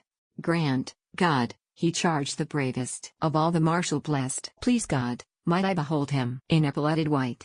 I should not fear the foe then, I should not fear the fight. 21. Immortal is an ample word, when what we need is by, but when it leaves us for a time, tea is a necessity. Of heaven above the firmest proof, we fundamental know, except for its marauding hand, it had been heaven below. 22. Where every bird is bold to go, and bees a bashless play, the foreigner before he knocks must thrust the tears away. 23. The grave my little cottage is, where, keeping house for thee, I make my parlor orderly, and lay the marble tea, for two divided, briefly, a cycle, it may be, till everlasting life unite, in strong society. 24. This was in the white of the year, that was in the green. Drifts were as difficult then to think as daisies now to be seen. Looking back is best that is left, or if it be before. Retrospection is prospects have, sometimes almost more. 25. Sweet hours have perished there. This is a mighty room, within its precincts hopes have played, now shadows in the tomb. 26. Me. Come. My dazzled face in such a shining place. Me. Here. My foreigner. The sounds of welcome near, the saints shall meet our bashful feet. My holiday shall be that they remember me. My paradise, the fame that they pronounce my name. 27. Invisible. From us she wandered now a year, her tarrying unknown, if wilderness prevent her feet, or that ethereal zone. No, I have seen and lived. We ignorant must be. We only know what time of year we took the mystery. 28. I wish I knew that woman's name, so, when she comes this way, to hold my life, and hold my ears, for fear I hear her say she's sorry I am dead, again, just when the grave and I had sobbed ourselves almost to sleep. Our only lullaby. 29. Trying to forget. Bereaved of all, I went abroad, no less bereaved to be upon a new peninsula. The grave preceded me, obtained my lodgings ere myself, and when I sought my bed, the grave it was, reposed upon the pillow for my head. I waked, to find it first awake. I rose, it followed me, I tried to drop it in the crowd, to lose it in the sea, in cups of artificial drowse, to sleep its shape away. The grave was finished, but the spade remained in memory. 30. I felt a funeral in my brain, and mourners, to and fro, kept treading, dreading, till it seemed that sense was breaking through, and when they all were seated, a service like a drum kept beating, beating, till I thought my mind was going numb, and then I heard them lift a box, and creak across my soul with those same boots of lead, again. Then space began to toll, as all the heavens were a bell, and being but an ear, and I in silence some strange race, wrecked, solitary, here. 31. I meant to find her when I came, death had the same design, but the success was his, it seems, and the discomfit mine. I meant to tell her how I longed for just this single time, but death had told her so the first, and she had hearkened him. To wander now is my abode, to rest would be a privilege of hurricane, to memory and me. 32. Waiting. I sing to use the waiting, my bonnet but to tie, and shut the door unto my house, no more to do have I, till, his best step approaching, we journey to the day, and tell each other how we sang to keep the dark away. 33. A sickness of this world at most occasions. When best men die, a wishfulness their far condition to occupy, a chief indifference, as foreign a world must be. Themselves forsake contented, for deity. 34. Superfluous were the sun. When excellence is dead, he were superfluous every day. For every day is said that syllable whose faith just saves it from despair, and whose I'll meet you hesitates. If love inquire, where upon his dateless fame our periods may lie, as stars that drop anonymous from an abundant sky. 35. So proud she was to die, it made us all ashamed, that what we cherished, so unknown to her desire seemed, so satisfied to go where none of us should be. Immediately, That anguish stooped almost to jealousy. 36. Farewell. Tie the strings to my life, my lord. Then I am ready to go. Just to look at the horses. Rapid. That will do. Put me in on the firmest side, so I shall never fall, for we must ride to the judgment, and it's partly downhill. But never I mind the bridges, and never I mind the sea, held fast in everlasting race by my own choice and thee. Goodbye to the life I used to live, and the world I used to know, and kiss the hills for me, just once. Now I am ready to go. 37. The dying need but little, dear, a glass of water's all, a flower's unobtrusive face to punctuate the wall, a fan, perhaps, a friend's regret, and certainly that one no color in the rainbow perceives when you're gone. 38. Dead. There's something quieter than sleep within this inner room. It wears a sprig upon its breast, and will not tell its name. Some touch it and some kiss it, some chafe its idle hand. It has a simple gravity I do not understand. While simple-hearted neighbors chat of the early dead, we, prone to periphrasis, remark that birds have fled. 39. The soul should always stand ajar, that if the heaven inquire, he will not be obliged to wait, or shy of troubling her. Depart, before the host has slid the bolt upon the door, to seek for the accomplished guest, her visitor no more. Excel. 3 weeks passed since I had seen her, some disease had vexed. Tea was with text and village singing. I beheld her next, and accompany our pleasure to discourse alone, gracious now to me as any, gracious unto none. Born, without descent of either, to the parish night, of the separated people, which are out of sight. XLI. I breathed enough to learn the trick, and now, removed from there, I simulate the breath so well, that one, to be quite sure the lungs are stirless, must descend among the cunning cells, and touch the pantomime himself. How cool the bellows feels. 42. I wonder if the sepulchre is not a lonesome way, when men and boys, and larks in June, go down the fields to hay. Zai, joy in death. If tolling bell I ask the cause, a soul has gone to God, I'm answered in a lonesome tone. Is heaven then so sad that bells should joyful ring to tell a soul had gone to heaven? Would seem to me the proper way, a good news should be given. Live, if I may have it when it's dead, I will contented be. If just as soon as breath is out, it shall belong to me, until they lock it in the grave. Tea is bliss I cannot weigh, for though they lock thee in the grave, myself can hold the key. Think of it, lover. I and thee permitted face to face to be. After a life, a death we'll say, for death was that, and this is thee. XLV. Before the ice is in the pools, before the skaters go, or any cheek at nightfall is tarnished by the snow, before the fields have finished, before the Christmas tree, wonder upon wonder will arrive to me. What we touch the hems of, on a summer's day, what is only walking just a bridge away, that which sings so, speaks so, when there's no one here, will the frock I wept in answer me to wear? XLVI. Dying. I heard a fly buzz when I died. The stillness round my form was like the stillness in the air, between the heaves of storm. The eyes beside had wrung them dry, and breaths were gathering sure for that last onset, when the king be witnessed in his power. I willed my keepsakes, signed away what portion of me I could make assignable, and then, there interposed a fly, with blue, uncertain, stumbling buzz, between the light and me, and then the windows failed, and then, I could not see to see. Sylvie. Adrift.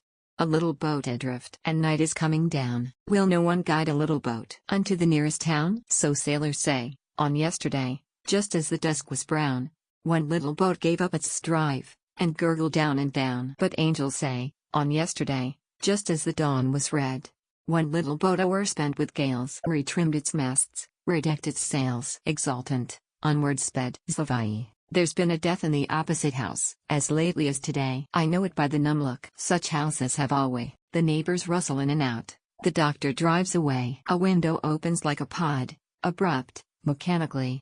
Somebody flings a mattress out, the children hurry by, they wonder if it died on that. I used to when a boy. The minister goes stiffly in, as if the house were his, and he owned all the mourners now, and little boys besides, and then the milliner, and the man of the appalling trade, to take the measure of the house. There'll be that dark parade, of tassels and of coaches soon. It's easy as a sign, the intuition of the news. In just a country town, slicks. We never know we go, when we are going. We jest and shut the door, fate following behind us bolts it, and we accost no more. The soul's storm. It struck me every day. The lightning was as new as if the cloud that instant slit and let the fire through. It burned me in the night.